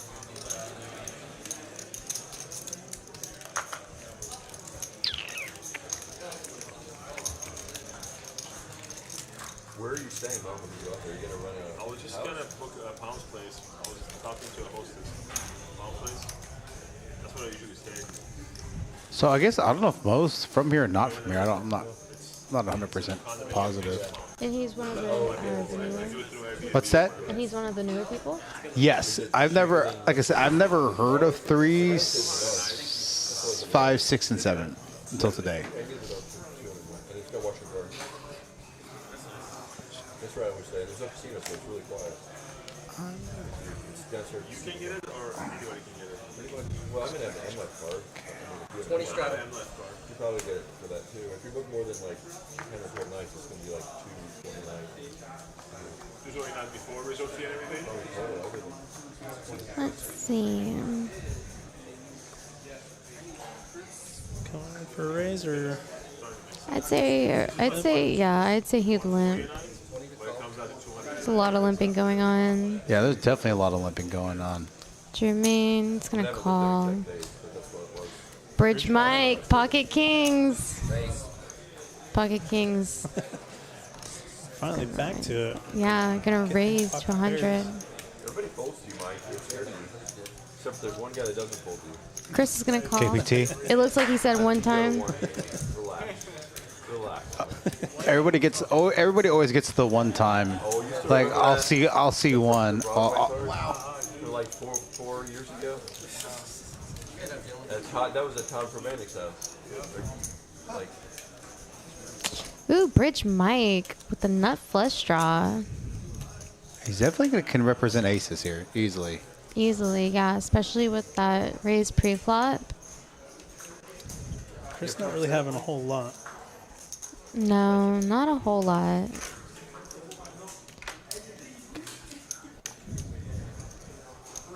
He does have some straight outs.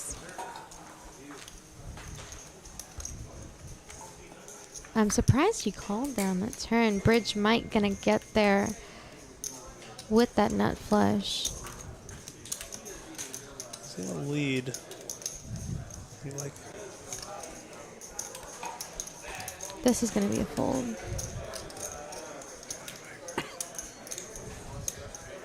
yeah.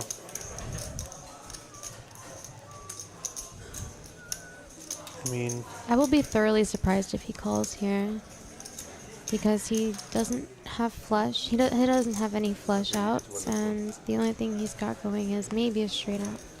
Yeah. pretty straightforward hand. Maybe like a check there by Bridge Mike better. I don't think. I think that I feel like either way, it was gonna go the same way. Yeah. He was gonna win the pot. Check. I mean, I don't think that he was going. I haven't seen a whole lot of bluffing today. Yeah, there hasn't been. So I figured it was maybe gonna go check.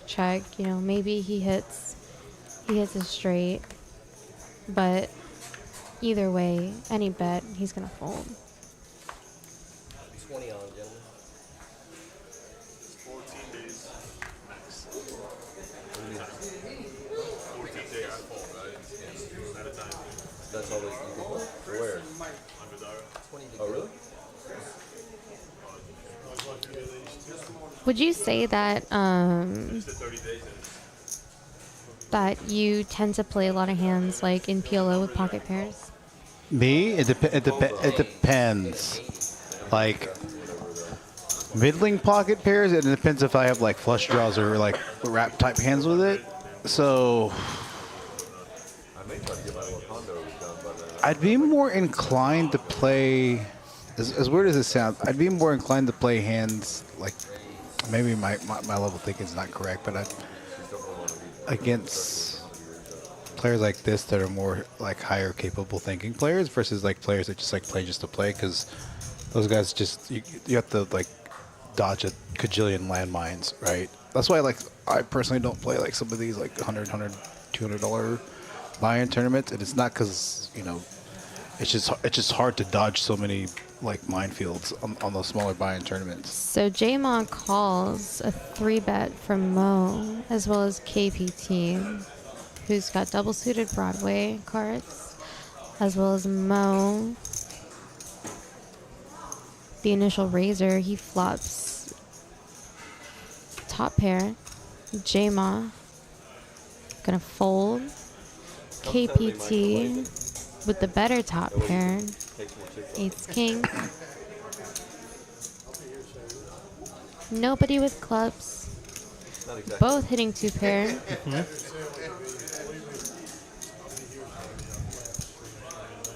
Oh, they have a screen here a second. What's the game?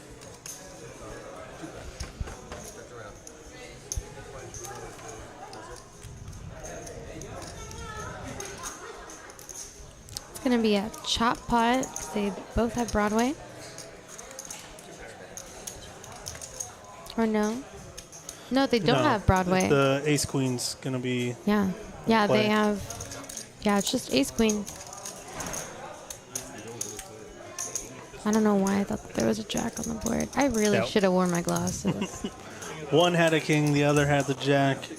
Neither had both, but ace queen wins it or chops it.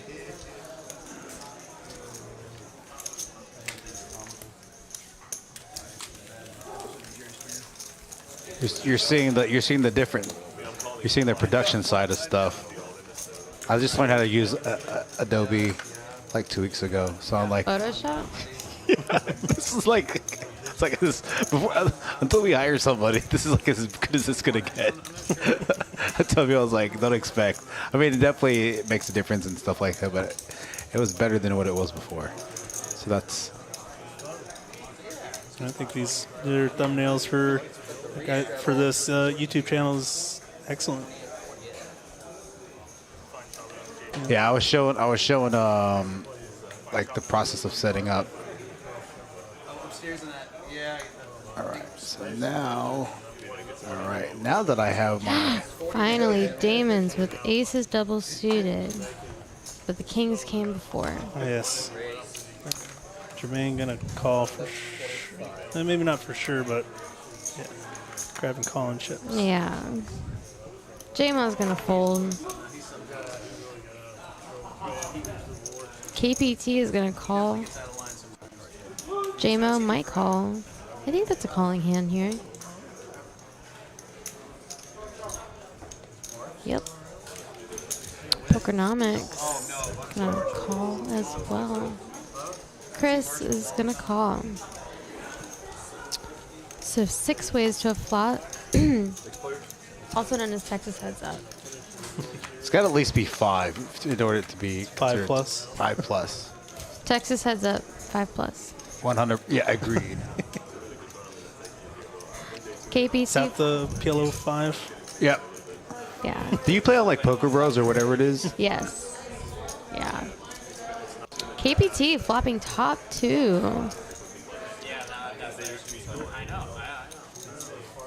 First act checks with top 2.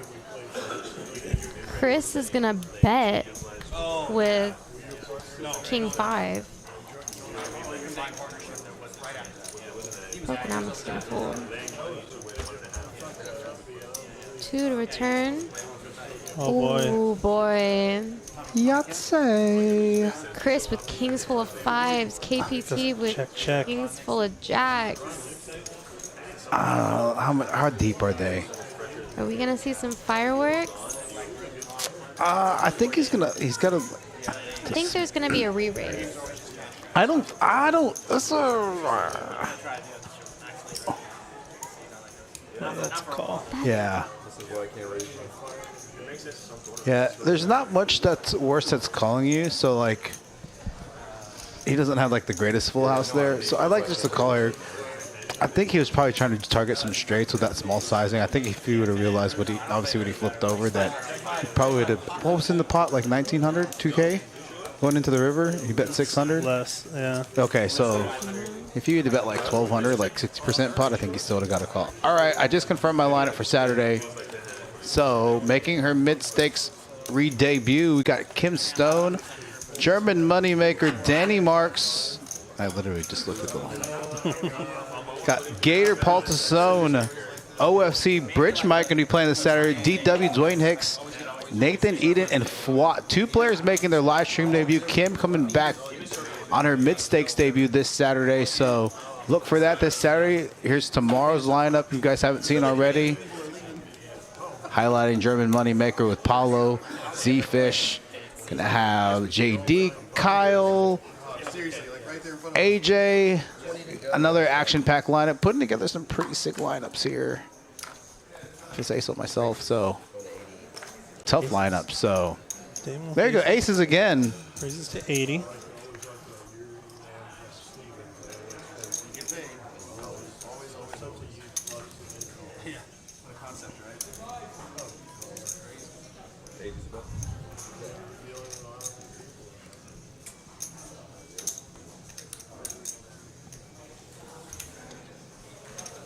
Let's do the B50 mix. Let's do it.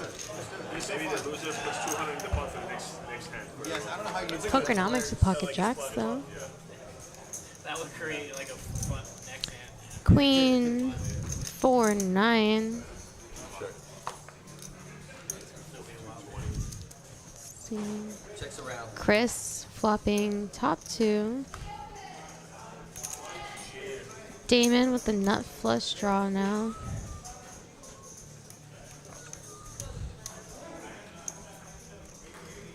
I would almost believe that he's going to bet here. It's a bet from Chris. Quick call. Yeah. Snap call. Mo's going to fold.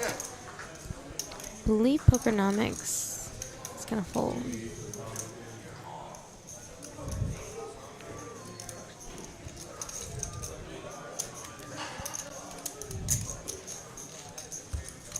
To a river. 7 of clubs, meaning that Chris's Queen 9 is going to take it down. And something else too. Yes, sir. Yes, sir.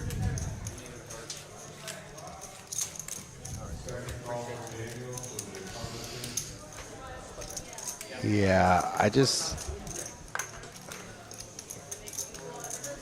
just got a text from a player that really wants to play Saturday, and I need to. I don't know what to do now.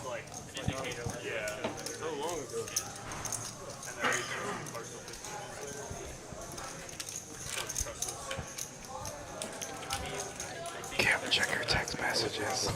Yeah, for sure.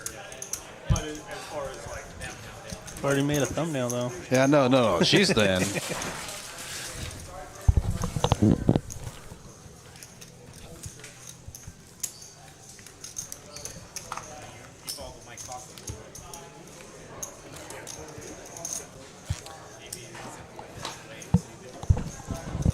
And a couple players were talking about ways to kind of juice the pot. Juice the pot. And sometimes when you I'm now refocused on the live stream with the last hour left. So in lineups that are tough like this, and when I say tough, like thinking capable players, it's really you're gonna have a tighter approach, tighter approach. Who's put him as your alternate? I don't think you know who him is, Mark Wee. And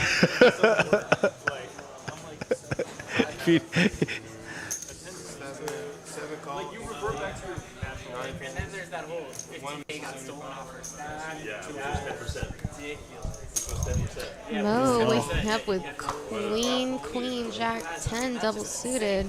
Love this hand. Yes. Jermane has his diamonds covered though with the ace 10. Oh, the apology? Yeah. What was the word? KPT, he's got an interesting hand. Rainbow, king 10, 9, 7. Those hands put me in a really weird spot, especially whenever I'm on like a really like kind of lower stakes table. Right. Because I want to play them, but I shouldn't. Jermane hitting trip aces. Had to make sure he didn't have a pair to the board. Oh, rip. Yeah, rip. Yeah, it's almost like they were talking like they had some kind of secret code if they were in hand or whatever. Jermaine's trip aces are going to get the check mark. Check this way. 200. It's most likely going to check around. Oh.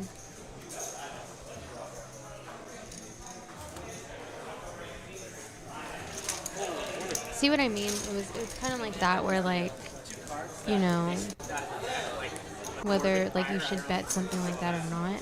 Yeah. Because either way, somebody's gonna Just fold. like they do when a card's messed up.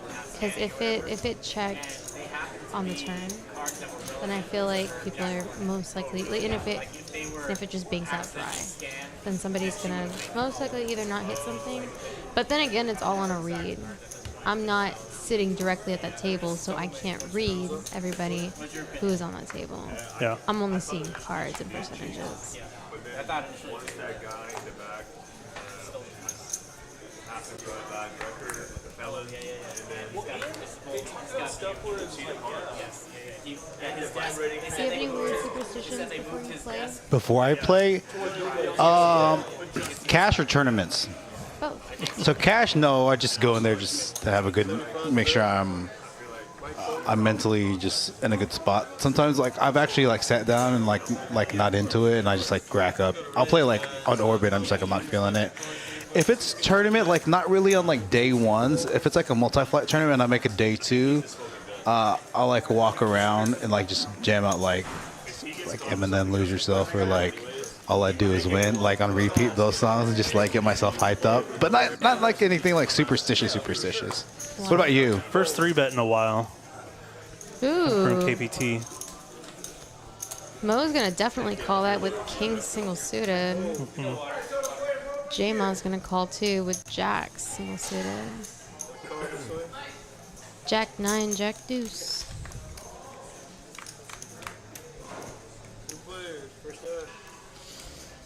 Nobody with a 4. Pocket kings in the lead right now. KPT with a straight draw.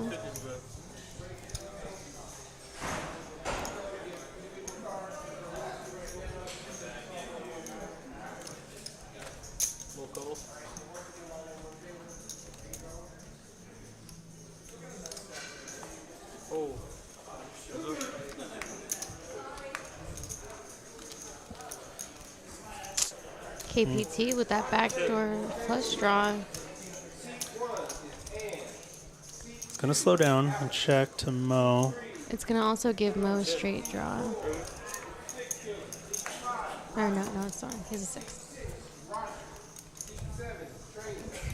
Breaks out on the river. 1,600 in the pot. Let's see. KPT does bet.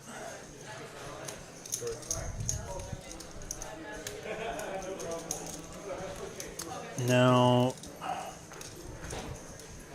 Mo probably still mostly thinking that he's losing to aces. I mean, would the 3-better is not going to have many 4s and the 9s or 6 in his hand, right? Yeah, I'm thinking he's gonna call.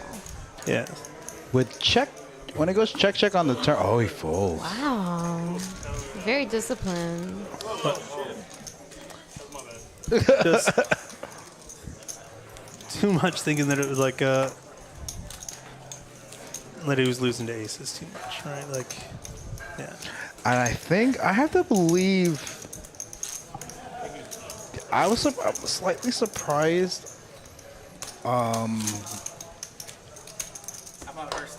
With the check on the turn, that he's gonna fold kings there. Like queens is easier to fold because like now you're losing the kings and aces and some like weird full houses. I mean, like was it the board was double paired with like 4s or 9s or I can't remember. It was 4-4, 9-6. Okay. And river 3. So there's not really. I mean, like pocket 9s and pocket 6s, right? Get you like full houses, but you're not gonna have like 9-4 yeah. combos, 6-4 combos. I mean, you theoretically could, but I say that we're in Texas. But in Texas, you can. But I think in this lineup, you're not going to have those types of combos, right? And some of our earlier earlier lineups with some of the players playing, those types of hands are in some of those players' ranges. But based off within 3 betting ranges. Yeah, correct. Oh, there was a 3-bet pop pre-flop? Yeah, KPT was a 3-bet pre-flop. Mo with 10-9-7-6, I think. So whenever I look at a live stream, I always pick which hand like I favor in the most. If I had to favor, I would favor in Mo's hand.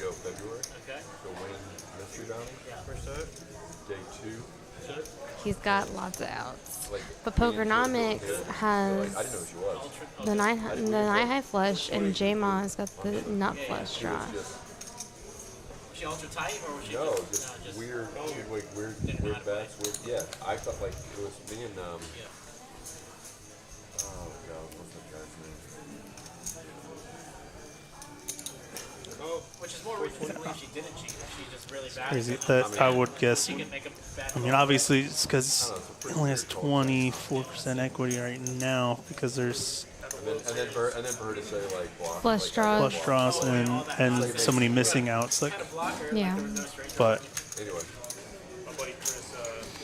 I would have guessed his rap had more outs than that. Wow, and diamonds get there. As many times as I've played PLO, if I have more than 2 of the same suit in my hand, a lot of the times it will miss. So that's crazy that it even got there. Pokernomix might stay in this, but he also might go out. I can see him going out just because his draws, like his flush is so low. this is what I'm saying. Like when I 50. It is only an 850 into 12 hours, she had no clue. what was about 1,800. 1,700. Well, you don't make that statement either. Yeah, Walker stuff. I mean, she could have just been hurting it. I mean, he is a very disciplined player, so I can definitely see him folding this. It's like, If you just call.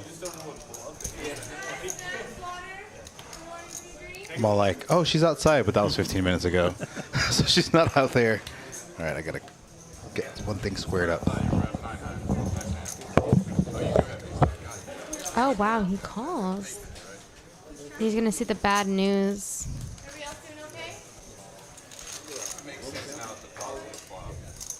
just the nuts. I mean, you felt like you wanted to raise, and like, what is it? I thought you had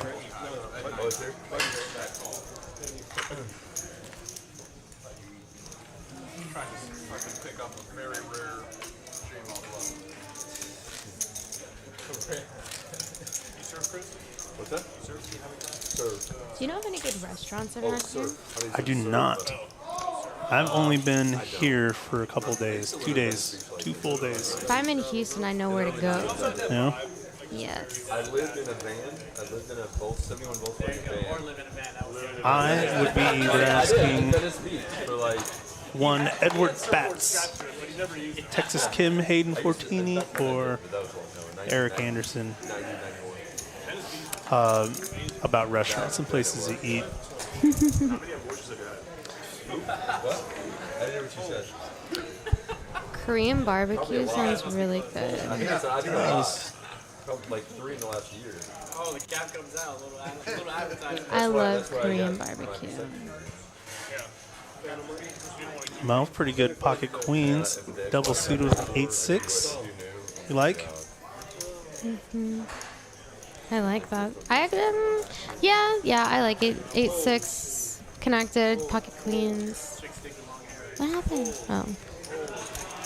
It's not gonna get much action though. Jack 9-6-4. Double suited.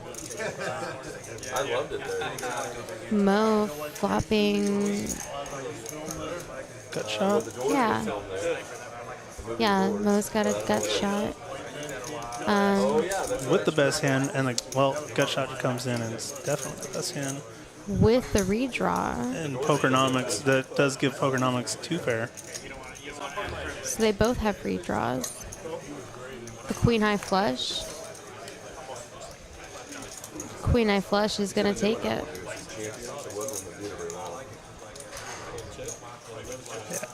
Check, check. What?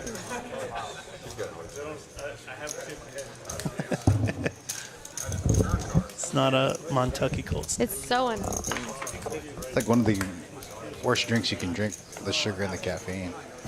All right, we're hitting the tail end of this Thursday 5-5-10 stream. Very solid lineup tonight. Like, there's been spots where there's been action, some spots where it's kind of been dead, but again, the majority of all these players, very, very thinking capable players, been very, very pleased and surprised with the play of some of these new players. Like I said, I'm familiar with half of these players because I played on the past streams before. Again, Mo in the 3 seat, Chris in the 5 seat, Damon in the 6 seat, and Jermane in the 7 seat. Having some relatively successful Poker House live stream debut for the 5-5-10 live stream. Again, I get Eddie the Asian Sensation in the booth along with Mike Coltrane, Lexi Cortinas. Do you guys have like nicknames? Do I have nicknames? Do you have like a poker nickname? So in Houston, they used to call me Pot Princess. Pot Princess? It's very stupid, and I think that's like the first time I've ever actually like mentioned that, because I don't think my own boyfriend knows about that. That's funny. So just because you said, is that pot? Yeah, pot. Just pot. Like that's the only word that used to ever come out of my mouth, and I used to win. I know in Houston it's like 3 words. It's like pot, repot, all in. Yep. Yeah. Yes. I'm still upset about. So Mark Wee is a good friend of ours, a good friend of Kim and Hayden's. He's always in the chat, and for like 3 or 4 months, Eric and I talk about going out to eat to Twin Peaks, going out to eat to IHOP. For like 3 months, this dude held back on this Korean place that was open till like midnight or 1 a.m. And we're like, bro, like literally, like for 3 months you hear us go, and like now you're gonna mention this. Koro? The name of the place. 92. It's called. He said Gooey Gooey. There it is. Yeah, right, Gooey Gooey. I saw it up there. The new called Joa, a Michelin star chef, started a new concept. Oh yeah, you know what? I did look into it, but by the time that we get out of here, they're gonna be closed. But there's another place that's openly that's really good. Oh, we got all in. Oh, so the Pokernomix get all in and lost with aces. Wow. Pokernomix back-to-back streams, not running so hot. Last week again, he lost top full house to quads last week. Running into it tonight. I will pull up the cumulative win stats. Look at this. I don't want to show this because I didn't realize that's in real time. That's 5 hands behind. So, like, the win-loss is, like, not super significant, with the exception of these guys, right? So, the stack sizes are still relatively big if you look at that. Definitely after the stream ends, we're going to fix the, I'm going to run the update to make sure it's good for tomorrow, because I need it out for tomorrow.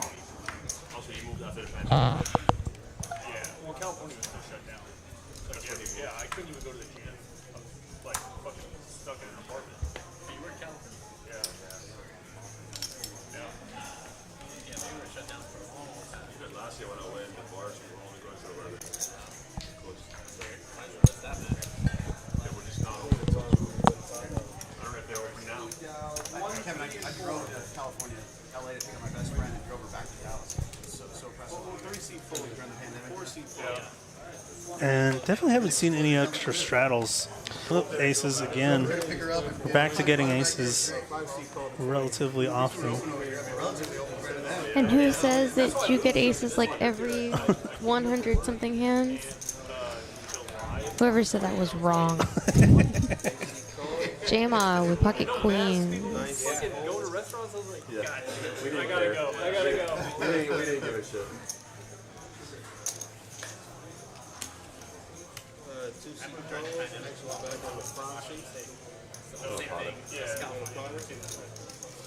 Probably more appreciated in Texas anyways.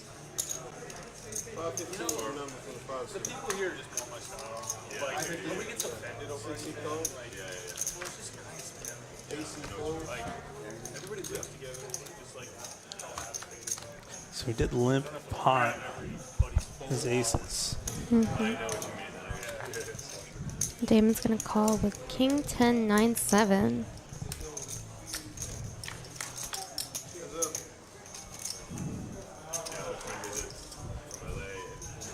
Wow, 2 pair for Damon.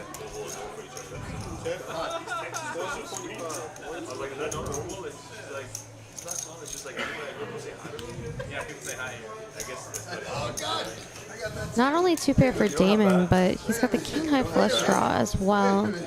Chris with that ace of hearts blocker. I feel like heads up blockers are a lot more relevant than in multi-way pot. I would agree with that as well. I also think they matter more in later streets than they do in earlier streets as well. Yes, agree. At least conceptually, when I think of blockers in terms of like 2 card, I'm like, okay, he should really only be continuing with like these combinations of hands, you know, like XX that has like backdoor equity. So like once you get to the river, blockers are more. I feel like blockers are more relevant like on the river than they are pre-flop. Are they all in? It's had to have gone. There's something missed. It had to have been a miss in the track. There was. It looks like an all-in and a call. Is there an all-in the call? It looks like it. It was either a check and then Damon all in, and his chip stack was Okay. or chip amount was inaccurate. Damon with the nut straight now. Okay, now it's all in. This is the 9K pot, ladies and gentlemen. Somebody's gonna go pro. Somebody's gonna be very happy after this pot. 5 of hearts. Damon gets there on the first board. Gets there on the second board with a straight. Scoop for Damon.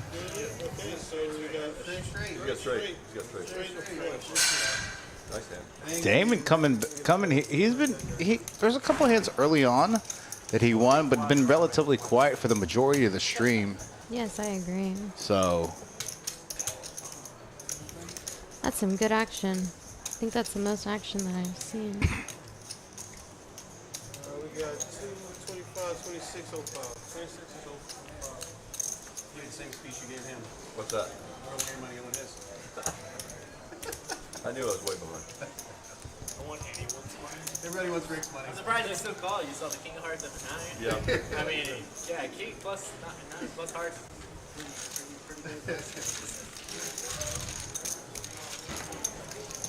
It's a pretty decent sized pot for him right yeah, that there. was a very what I call speculative call. We talked about speculative call. Kim says that board is awful for his hand. If Yeah. she's talking about the aces, Yeah, with the jack, was it Jack 9-7 2 hearts, something yes, like that? then I agree 100%. Like, I was thinking the exact same. I've talked to Kim about her playing that women's live stream. It's gonna be like a 2-5 round of each type game. If I if you allow me to play that, No, I will be gone for 9 hands of Hold'em. No, Even you on have the to ladies' play. table. So that's okay. Here's the thing: you're more than welcome to play it, but you gotta play the Hold'em hands. You can at least sit there and fold. You know, like Yeah, I'll sit there and fold. Probably saves you that much money. So it's like, She does 7 folded. I think it'd be fun. Like get some like. So we got a straddle up to 160. Let's go. Yeah, there we go. I believe that is a straddle. That is rain. That we can actually hear it in the headset. You can hear the rain in the headset. It's pretty bad, I think. Which makes it 450 mo fold. Rick, can you re-shuffle them for me again? Ooh, Chris. 8654 double suited. I love that hand. It's a beautiful hand. I think Pokernomix may find a call here, Club hard hard. even with He the 5 won't. heart deck. Okay, he won't. He won't. Chris just lost a big hand, so he may want to try and get it back. Damon here gonna make the lay down. I always talk to the players like, oh, how should I treat the cards? And then like they hold them and they're like, like $200 deck, $200 deck. That's funny. Squeezing that they go. Huh? The decks are 200. Yeah, with shipping and with tax and shipping and handling. Yeah. What is so special about that? Each card has an RFID chip in it. It's 7-7. Yeah. Look at Chris. Bottom pair of the pretty good wrap. This is such a good board for his hand. Yes, it is. Hey, I think he should pot it here. Right? Did he pot it? Yeah. Yep, he's potting. Yeah. Because he's got to know that this is not a good board for Rick. Nope. Even with Rick having overs, let's say he had kings or aces. Okay, Rick's gonna make a very Interesting call. speculative call here. I mean, if he had aces or kings with like ace of spades or something like that, or even ace, he does have the ace of clubs, but no like real reach. He's got a pair of 7. He's got a pair of 7s. He's got 2 pair now. He technically has the best hand. He technically has the best hand. Chris. 7 deuces. But that we all know how much river cards. Oh, he's gonna check back. Maybe try to realize his equity on the river. Jack of spades. Wow. Hi. I wonder if Chris is gonna try to bet him off his hand right here. He literally has nothing. A pair of 5s, 2 pair of 5s and deuces. He can't believe his hand's good here. Yep. And he knows his hand's probably not good here. And when Rick checks the turret and then checks river, yeah, it's not the, it's pretty much kind of like, that's not necessarily waving the white flag, but saying, hey, I don't have that great of a hand. So it's a good position for Chris to shove. yeah.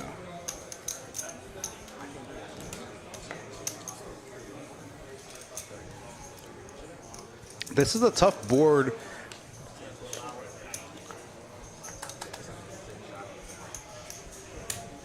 I mean, he's got a fold. He's folding, and then Chris needs to show. Yep. Oh, he shows the bluff. My goodness. Oh my goodness.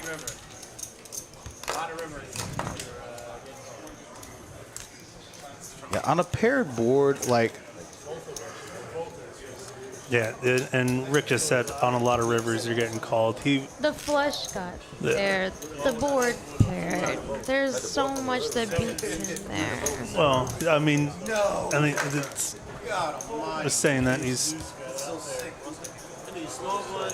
still trying to get Chris to bluff, right? Right. You're the same hand, right? We got a straddle for 20. Everybody's trying. About 30 minutes left in the stream. You're going 40. Thanks for tuning in. Going up to 40. Got a straddle for 20 and a raise. We got a double straddle for 40. 40. That's going to be on Damon. Can't call that. Guys, make sure you rearrange your cards, please. Obviously, I thought you could on that. Damon's folded. I flop 6 folded. full wrap. You guys got bomb pot tables? What's that? You guys got bomb pot We tables? always have 5, but they're 5-card ball pot tables. I know. I spent 8 hours at one of them once. Here? Yes. Nice. Sometimes sometimes we have $5 bomb pot tables. Sometimes we have $10 bomb pot tables. Best and worst decision I've ever made. Yeah. It's actually like, I think because the weather is just so bad. I think I say we only have 7 tables going. That's actually not horrible. Like for our room, 7 tables is like 7 tables for like a lot of rooms across the state. It's like really good, but like that's not very good for us. Like we have 7 tables right now, but it's literally the weather's just. I didn't realize how bad the weather was still. Yeah. Is it bad? I've heard.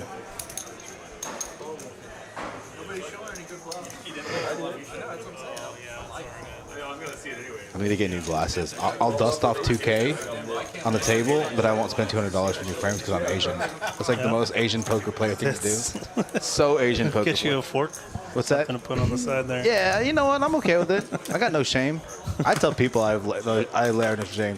Bridge Mike here flopping open ender, double blocking straights, blocking the second nut flush draw.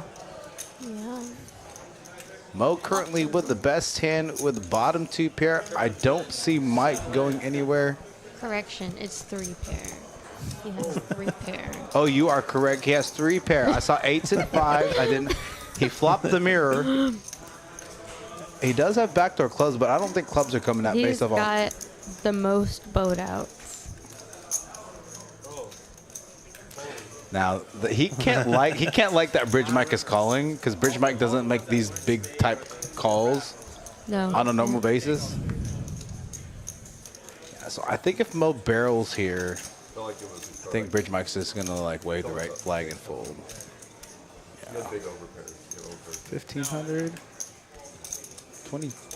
Yeah, pretty close to pot, like 90% pot. Yeah, Bridge Mike's gonna lay it down here. Gosh, his hand is just so pretty though. 7-6, nut flush draw. He's gonna call. Chips. He's gonna call. I'm calling. I'm calling. Hell, I'm folding there. If you're Bridge Mike? Yes.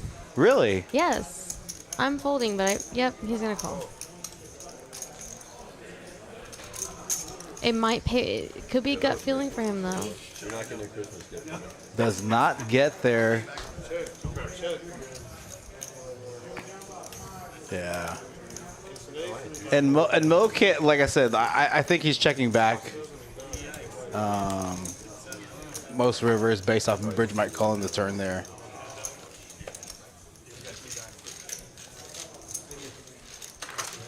All right, Mike, so you've been in 2 streams today. What are your thoughts? Like, it's pretty cool on this site, huh? This is pretty amazing. Yeah, it's like I said, it's super cool. Yeah, so definitely started off, and there are moments where I do feel a little overwhelmed, strange, and uncomfortable. Yeah, I'm not the most sociable person in the world, but this is just an amazing time, and this is so much fun. Yeah, and sometimes it's more fun to be out there because then you actually get to interact with the players because they'll interact back with you. Like here, I'm interacting with the chat, which is fun. It's not that it's not fun to interact with chat, but it's definitely fun interacting with the chat. So, Lexi, what are you thinking? I want to do this again. You want to come back? Yes, this is so much fun. You're welcome back. So like now that I have like, it's literally like 6 weeks ago, I had to like beg people to like, I need somebody to come and commentate, please. Like it's like so tired because I was doing 4 streams a week, like me and somebody else. So then finally I got a Monday night crew that's just 2 guys, and then my Friday, since now we're running the tournaments on Fridays, like my voice is not as strained. I'm still tired now, but it's like I'm different tired, right? Now I'm on my feet tired because of the tournament directed, but I was just like talking for like 16 hours. Ooh, KPT waking up with pocket kings double suited.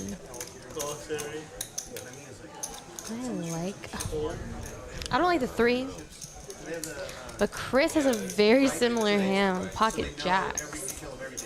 Blocking each other's outs. Yeah, both suits are covered.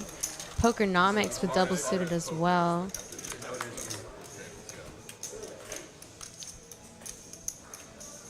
Nobody has a 9. Pokernomix with a 10. KPT still in the lead. Pokernomix now in the lead. Both have King 10 though. Correct. KPT as well. I didn't even see that. What are the odds that they both have King 10?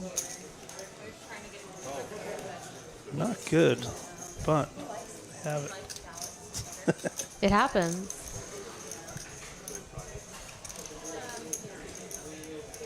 You know, it'd be even crazier is if a king came on the river. Yahtzee. King on the river would be Super sick. It would be exciting to watch, but it would be sick. Pew, pew, pew. Yeah, Queen Jack just could never, ever like that spot on a paired, especially on a double paired board. Now KPT with the best hand. Nine's full of kings. Check. Yeah, Rick's. I don't know if Pokernomix is gonna. He may try to do something silly here. Because for those of you who don't know, in PLO you have to use 2 cards out of your 4. So Pokernomix does not have a full house. KPT has a full house, and so does Rick technically. But like a super weak full house. 10, was it 10? Was it 9s? Full of 6s? 9s full of kings? Yes.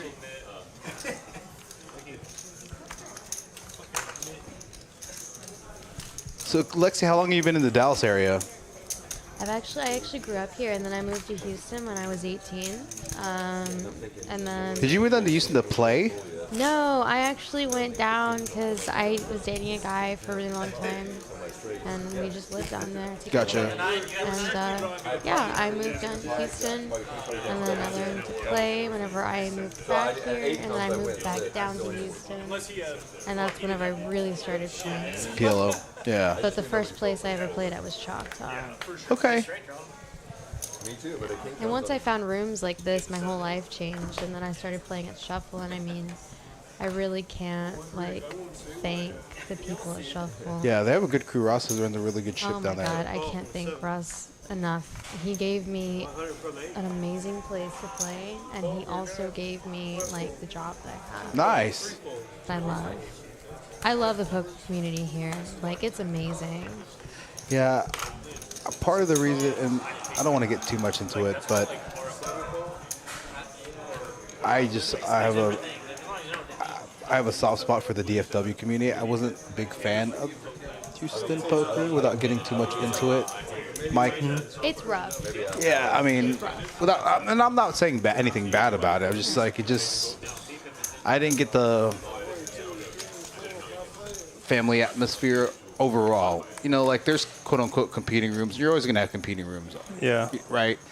But like, you know, I'll never say anything bad about TCH. I'll never say anything about Shuffle. Never say anything bad about Peaks. You know, like I'll never say anything bad about the underground games. Right. It's just like all these rooms are here to serve a purpose. There's enough players in Dallas that want to play. Right. So there's no need to. Everybody with pretty good hands and it went 4 ways to the flop, and this flop is very interesting. Juicy, Yes. juicy, Yes. juicy. This is probably the best flop that I've seen with the best hands. J-Ma. I mean, J-Ma's got like a Broadway rap on this. Jermane with the best hands. Damon with pocket aces. I mean. And and it was played to just one raise pre-flop. No king, no do with the king. Jermane with a full house. 10's full of kings. Final table 4, we were four-handed. Check. It was 26 million chips, and I had 20 million of them four-handed, and there was no resistance. J-Ma with the royal flush draw. Oh my gosh. Oh. That would have been so sick if the Queen of Spades comes up. No, but he did hit his flush. He hit the nut flush. Ooh, J-Ma may call here. It's small enough for him to call. Yeah, it's small enough to call. He's definitely never raising in this spot, but. Because I would raise on, I would make a mid-range. I mean, he could fold. He has fold equity, but he also has the nut flush. No, here's the thing. Jermane hasn't done a lot of betting, and he's betting into 2 players, right? Yeah. So if it was KPT, who's been one of the more aggressive, I think he makes the call. Yeah. Right? Or even Mo or Chris, that's betting here. Rick's folding all day, every day. Right. So it went check on the turn. Good fold. Good fold. Good fold. I mean, you and I both know that people will make that call.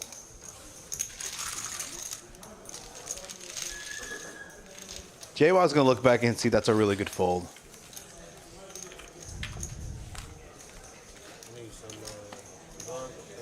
How many hands are we getting in today? I feel like we're getting more hands in than we normally do. Okay, that's actually not that bad. So we're probably going to get in like 80 hands. Usually we get 20 hands per hour. So we're going to get what we normally get.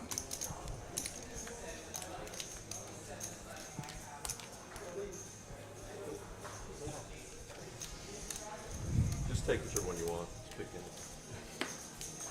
We'll figure it out. Alright guys, make sure you fan your cards, please. Yeah, it's like, and then, like, Yeah, make sure you show your cards. Anaconda. We got a fold and we got a fold. What does that Hebrew tattoo say? guided. You know the first royal flush I actually hit with spades? 75%. The first royal flush I hit with spades. Oh, nice.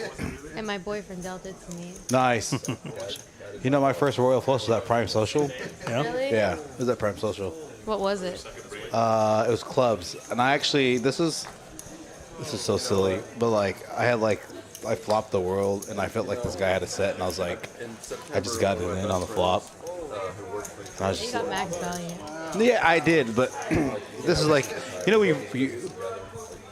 like when you start playing, you get bet bigger because you're afraid of monsters under the bed, right? Kind of thing. Cause like, oh my gosh, I don't want. Then I'm like, bro, like I have like going back in it, I was like open ended with a royal flush out. Like, dude, if I just brick, then I brick, right? Like whatever. Like now I'm just like, forget about it. But yeah, I got there. I got there on the river. I mean, it wasn't that big of an. It was like, I think I started the hand with like 800, and he had like 1,000, so it was like $1,600, like total pot. But it was still a royal flush. Now I did hit a straight flush over a boat in Choctaw, but it was like not like the boat wasn't big enough to qualify for the bag beat jackpot. Yeah, I was so sad. So messed up. I opened Queen Nine of Diamonds. I flopped like obviously the gutter with a straight flush draw. The board paired with the card that I needed, and I was like, oh, this is awesome. And then the river, I'm just like, I bet like 40% pot he raised, and I just like tank ship, and he's like, oh my gosh. He's like, he actually thought I had quads. He's like, I can't fold. It's like, I have top bow, if you have quads. Like, no, I got a straight flush. He's like, yeah, that hand beats me also. He's like, that hand beats me also. Closest I've ever come to a bad beat jackpot. It was on a stud table, 7-card stud. And the starter rolled up 8s and made quads on 4th Street, just right out of the gate, quad 8s. And somebody made a flush and was just 1 card away from a straight flush. Like, was he showing 4 cards to the straight flush or 3 cards to the straight flush? Showing 2 and his 2 cold cards. Gotcha. But they actually even looked at the burn cards, and his straight flush card was in the burn, and he was in the 1 seat, so he would have got it, like with 1 more player. Oh wow! Calling the previous street, like.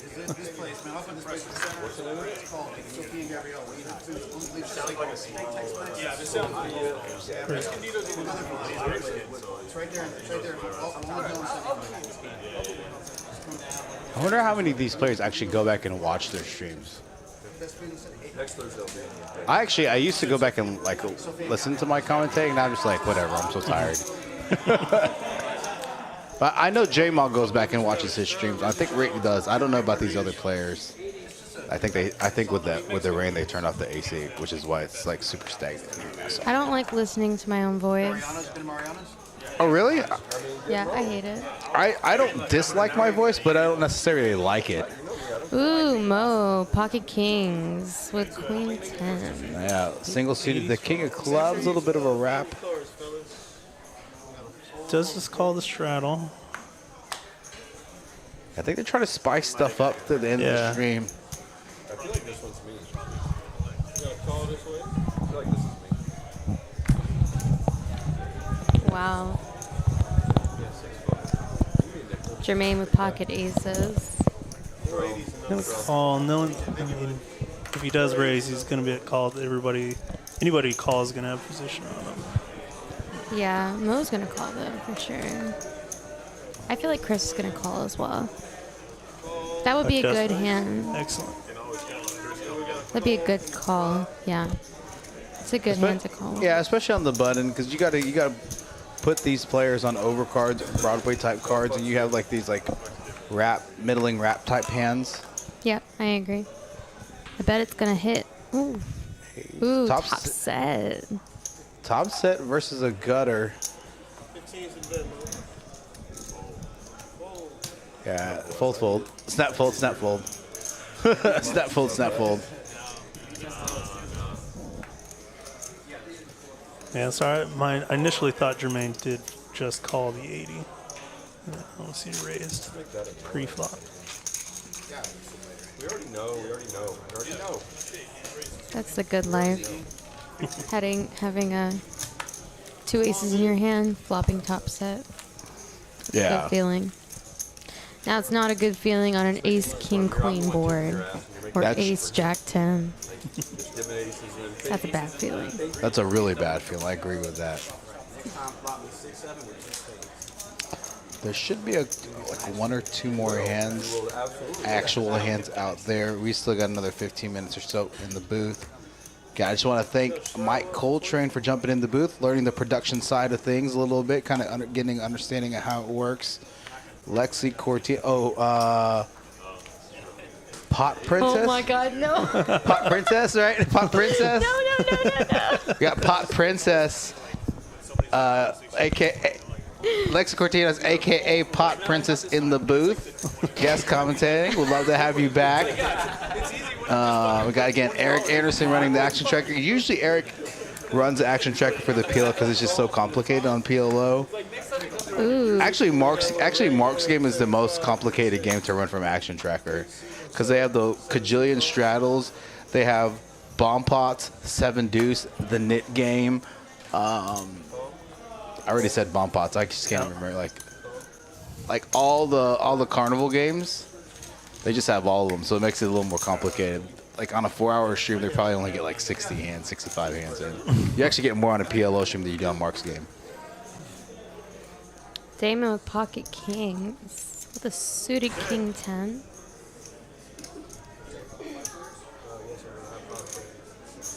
Chris he's open-ended with a gut shot. Jack 10. Jermane with 10 set of 9s. Oh yeah, he does have a set of 9s.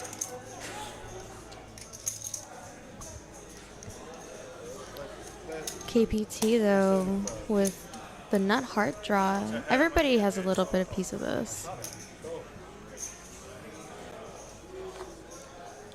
Hearts open-ended. Top set. Yeah, I think he's going to probably... Hearts open-ended as well. Wow. The KPT open-ended gets there with a straight. This has like the bottom and the straight jack. Bottom and the straight can be very weird, but he also does have the redraw, so I like this bet. I like this bet because he has heart redraw, and he does have, I mean, he has a straight. Yeah, and I think J-Moss, that's a tough spot for him to be in. I feel like he's going to call. If that was like the 10 of diamonds, that'd be somebody, like he's definitely calling. Queen comes out, and he has a straight as well. He could be chopping.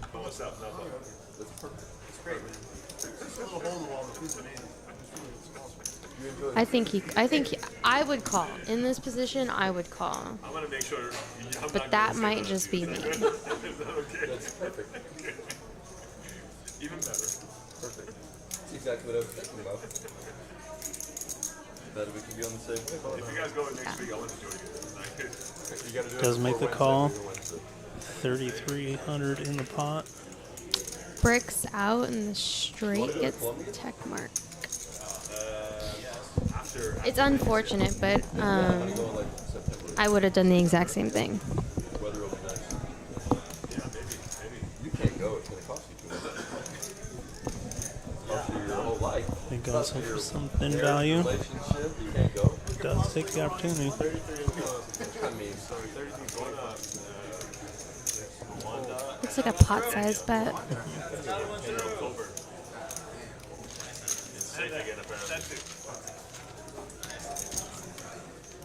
the other one? I want to see it anyway. One night, Jack, I promise you.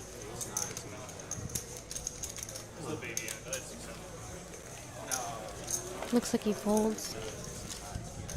And KPT's gonna take They're it getting down. back to the.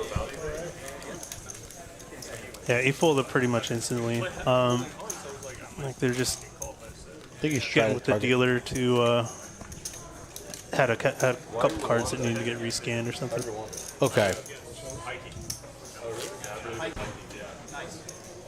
I have friends that want to go to. Good research on these things. He's a whole traveler. I had the baby in 6'7". Yeah.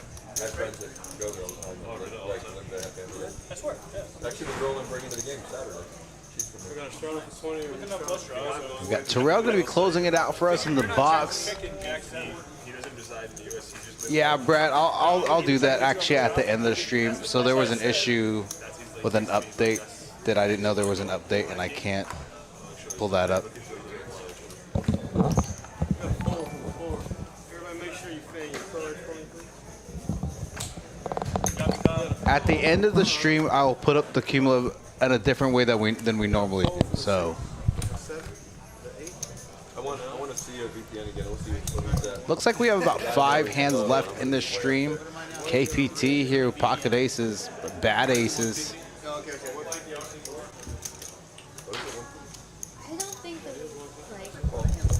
I don't think those are the worst aces. Yeah. Because he's got suited 9-7. I like suited connectors. I mean, it's okay if you flop top set. Yeah, exactly. Top set on a super dry disconnected board. Yeah. Now, Well, what's your betting strategy here, Lexi? Do you bet big, or do you try to like? I check. Okay, he's gonna lead out here. I would check it to try to get max value. Mo's, I mean, ace 4. Yeah, it's not gonna be. It's gonna be tough for him to call. Yeah, it's hot as hell in here. It's hot. It was hot, then cold, and then get some air in here. Whatever, we'll make it work for a second. That's what happens when you start gaining weight. I weighed myself today. I'm 162.2. Yeah, I am. Don't do that. I'm like super pudgy. Don't. 5 hands left in this stream. Lexi and Mike are doing a good job here in the booth. Did they turn off the AC? Oh, it got really warm. It's just you guys are in like a different zone or something. We're in the Sahara. Yeah. So we gotta we gotta download that update to make sure it's good for tomorrow for the commentary. Yeah, we'll restart and we'll update. You were up big. I'm ready for bed. I'm gonna have a long day tomorrow. I'm gonna either commentate / run tournament or just run the tournament tomorrow. And that 9 p.m. tournament goes to like 2 a.m. That's fine, man. That's still stripper money. Well, I might be around. When do you start like working? If I wasn't in here, I would have run into Danielle already to do some paperwork started. Paperwork takes like 5 minutes. But can't really do much till that's in the works, right? She'll be here tomorrow. Tomorrow's a big day, bigger day for us. All right, so Lexi, what's been the coolest part about this? Probably the fact that I can watch like everything. Yeah, I've tried to watch these streams on my phone, and it like really sucks compared to this because like now I have like 2 TVs to watch. Mm-hmm. It actually, the TVs actually used to be up here, but then you'd have us roll like this, and it's like hurting our necks. We lowered the TVs down a couple weeks ago. About 4 hands left in this live stream, and I'll give you guys the final stats. It'll be a little different the way we show the stats today, but nonetheless, pretty decent stream overall. Not a significant amount of action. Highest V-tip, not surprising. KPT 63%. Rich Mike in the mid-40s, so only 2 losers over like 3,000, but everybody else, you know, Jermaine's looking like he's having a good day, and he was relatively quiet. He had a pretty decent hand early on with Jacks full, but then was relatively quiet for like 2.5, 3 hours, and like the last 45 minutes or so kind of like picked things up. So looks like some of these guys are playing post-stream. Looks like they're playing 9-handed, 8-handed.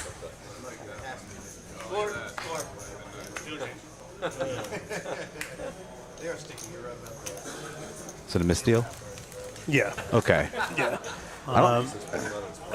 As a deal, from a dealer standpoint, I do know that these cards are a little bit thicker. They're a little bit have you ever stiffer. Yeah. And so like, and it's odd to say like it completely changes your pitch. Yeah. That's wild. Yeah. It's a lot thicker, and the cut card's even different. We have a bigger cut card. Yeah, and this is the cut card we use for the live stream cards. So yeah, they're a little bit more, and the cards itself is a little bit more square shaped. Yeah, they're really heavy. Than rectangular. And it takes like 5 minutes to register a deck of cards. And for PLO I usually do 5 decks because we burn through so many cards. Like regular stream games probably like 3 decks. So how do you burn through the cards?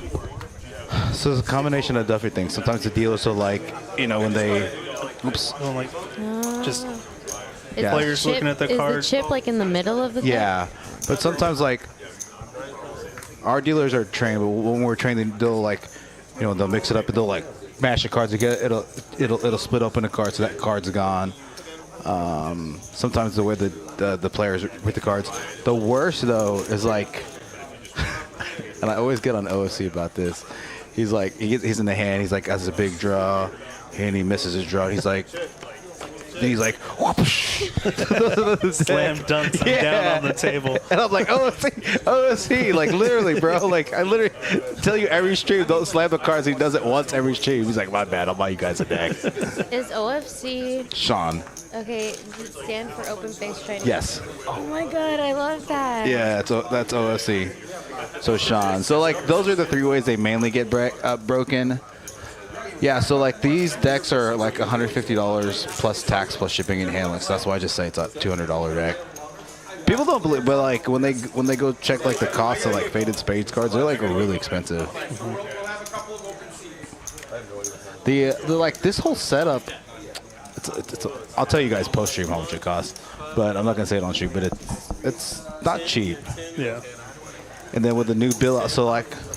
Here's the next phase. Next phase is build out the commentary booth, make this strictly production. We'll get a secondary. This computer is like an okay computer. We'll move this just to commentary, and then we'll have like a really nice production one because it needs more like bandwidth and stuff like that. You kind of got like a little e-girl like gamer setup. I don't know that side of stuff. I know how to use the software. I know how to use like. It's true though. It's all rainbow. The rainbow LEDs on it, are super cute. I just gotta say. That's Eric's setup. So. Yeah, so the production one, you'll probably end up with some. You could do a little more video editing or rendering of sorts if it needed to. So I think building out of like the actual like because they're gonna build like a new. Have you seen the office area? Mm-hmm. So like. There's like an office / employee lounge. They're actually because you know this used to be a strip club. Both of y'all used to know this used to be a strip club, right? Nice. So like in this, Which one was it? I don't know. I've been to like 3 strip clubs my entire life, 4 strip clubs. I've been to quite a few. Okay, I mean, hey, this is no judgment. I'm not judging. I just like, it's not my jam. Bridge Mike here. Yeah. Had a really nice rundown and flops an inside. Yeah. But they have like this back area has like the showers and stuff still, like this back area. So you'll see it when you like get all your paperwork because you have to when you get your dealer box and all that stuff. Blah blah blah. With the nut flush draw now. 2 of clubs doesn't change much unless like a hand like ace 3 or 3. Queen 9. Pair of 9s with a queen kicker is gonna win that hand. Chris is leading out because he knows he doesn't think his hand's gonna win. He's not. It's snap fold from Bridge Mike. Sometimes you gotta take stabs. Here, I don't know if they like not at Poker House, but maybe the establishment before Doug R. Or they had 2-for-1 lap dances on Tuesday. I don't know, but they're gonna convert that back area because it has like the snacks and drinks and just like random like extra tables and chairs. So they're gonna make that the new player lounge. The current player lounge. I'm sorry, employee lounge. The current employee lounge is gonna be expanded office space plus new booth. So once that gets done, then we're going to spend about the 25 to 30,000 on cameras and the camera pan tilt zoom. That stuff like is really expensive. And then after that, like the lapel mics. So you know how much a lapel mic is per channel? So one channel is like one mic. You're going to need at least 10. Double pocket pair for Jermane. It's $1,000 per channel. Pocket 7. So you need at least 10. Yeah, that's another 50 to 60, 70. But then that would make us like a very competitive live stream. Not that we're not competitive now, but like, you know, you have your tier 1s or like your lodges, like the lodge, the bike, live at the bike, and Hustler. Those are like the top 3 tier, and then. Like, wow, everybody's got a hand for the last hand. Damon here. No, 2 more. We're gonna end on hand 80. Then I would put TCH like at the bottom and maybe like tier 1, top of tier 2, and then best bet, same thing. And like I think we're like towards the bottom of that tier, so we want to get like we want to be competitive. It's a very competitive market or space. Pocket queens, pocket kings, and pocket aces. 7s are not coming for anybody who's looking for it. They're gone. They're all out. Yep. Yep. 2 people with pocket 7s. The clubs are live, though. The clubs are very live. Jermane not with much of anything. Chris got some blockers, some straight draws. Mo with a gutter to the wheel, backdoor spades.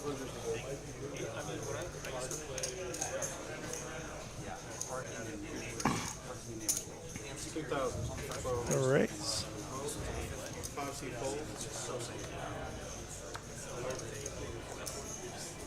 Fold from the 7, fold from the 8. Yeah, a couple of good folds. I mean, This is the last game? kings bet, aces raise, queens and kings fold. Like,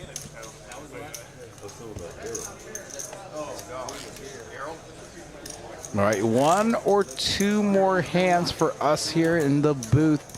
Again, thanks for tuning in this Thursday. Tune in tomorrow. 5-10 and quarter. That's not going to play like 5-10 and quarter. It's going to play like 25-50 like it did last week. Got Paulo, Moneymaker, Z-Fish, Rom, Kyle, Z, JD, Carlos Cortez. And that's 7 of the players, and that's good enough. That's good enough. That's a good line. Safine, and AJ. Those are my 9.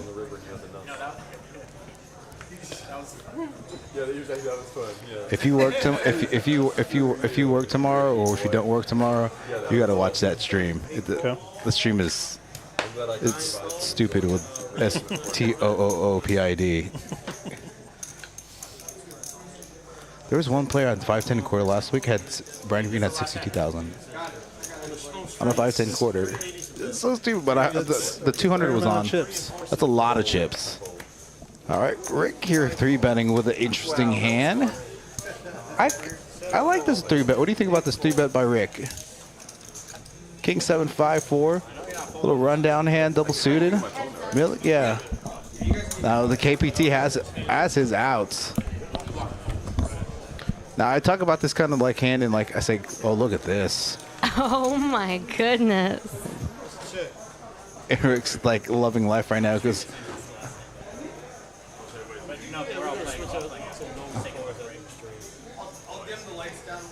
Just flopping the absolute nuts. And KPT's got a call because there's no way he's probably putting him on like aces, and now that's a really bad card for Rick, right? Because if he puts in a bet here, he's gonna fold. Yeah.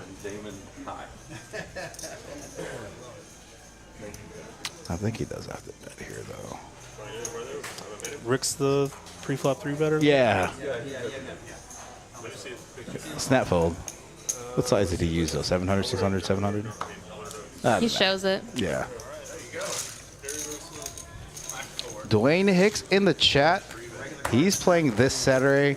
So his wife brings empanada truck Fridays and Saturdays. Nice. The best effing empanadas everywhere. Hey, she can have the chocolate covered strawberries again? I mean, I'm asking for a friend. I'm asking for a friend. I love chocolate covered strawberries. Yeah. Asking for a friend, not for me specific. Okay, I guess that was the last hand. Yeah. So they're swapping out cards. All right.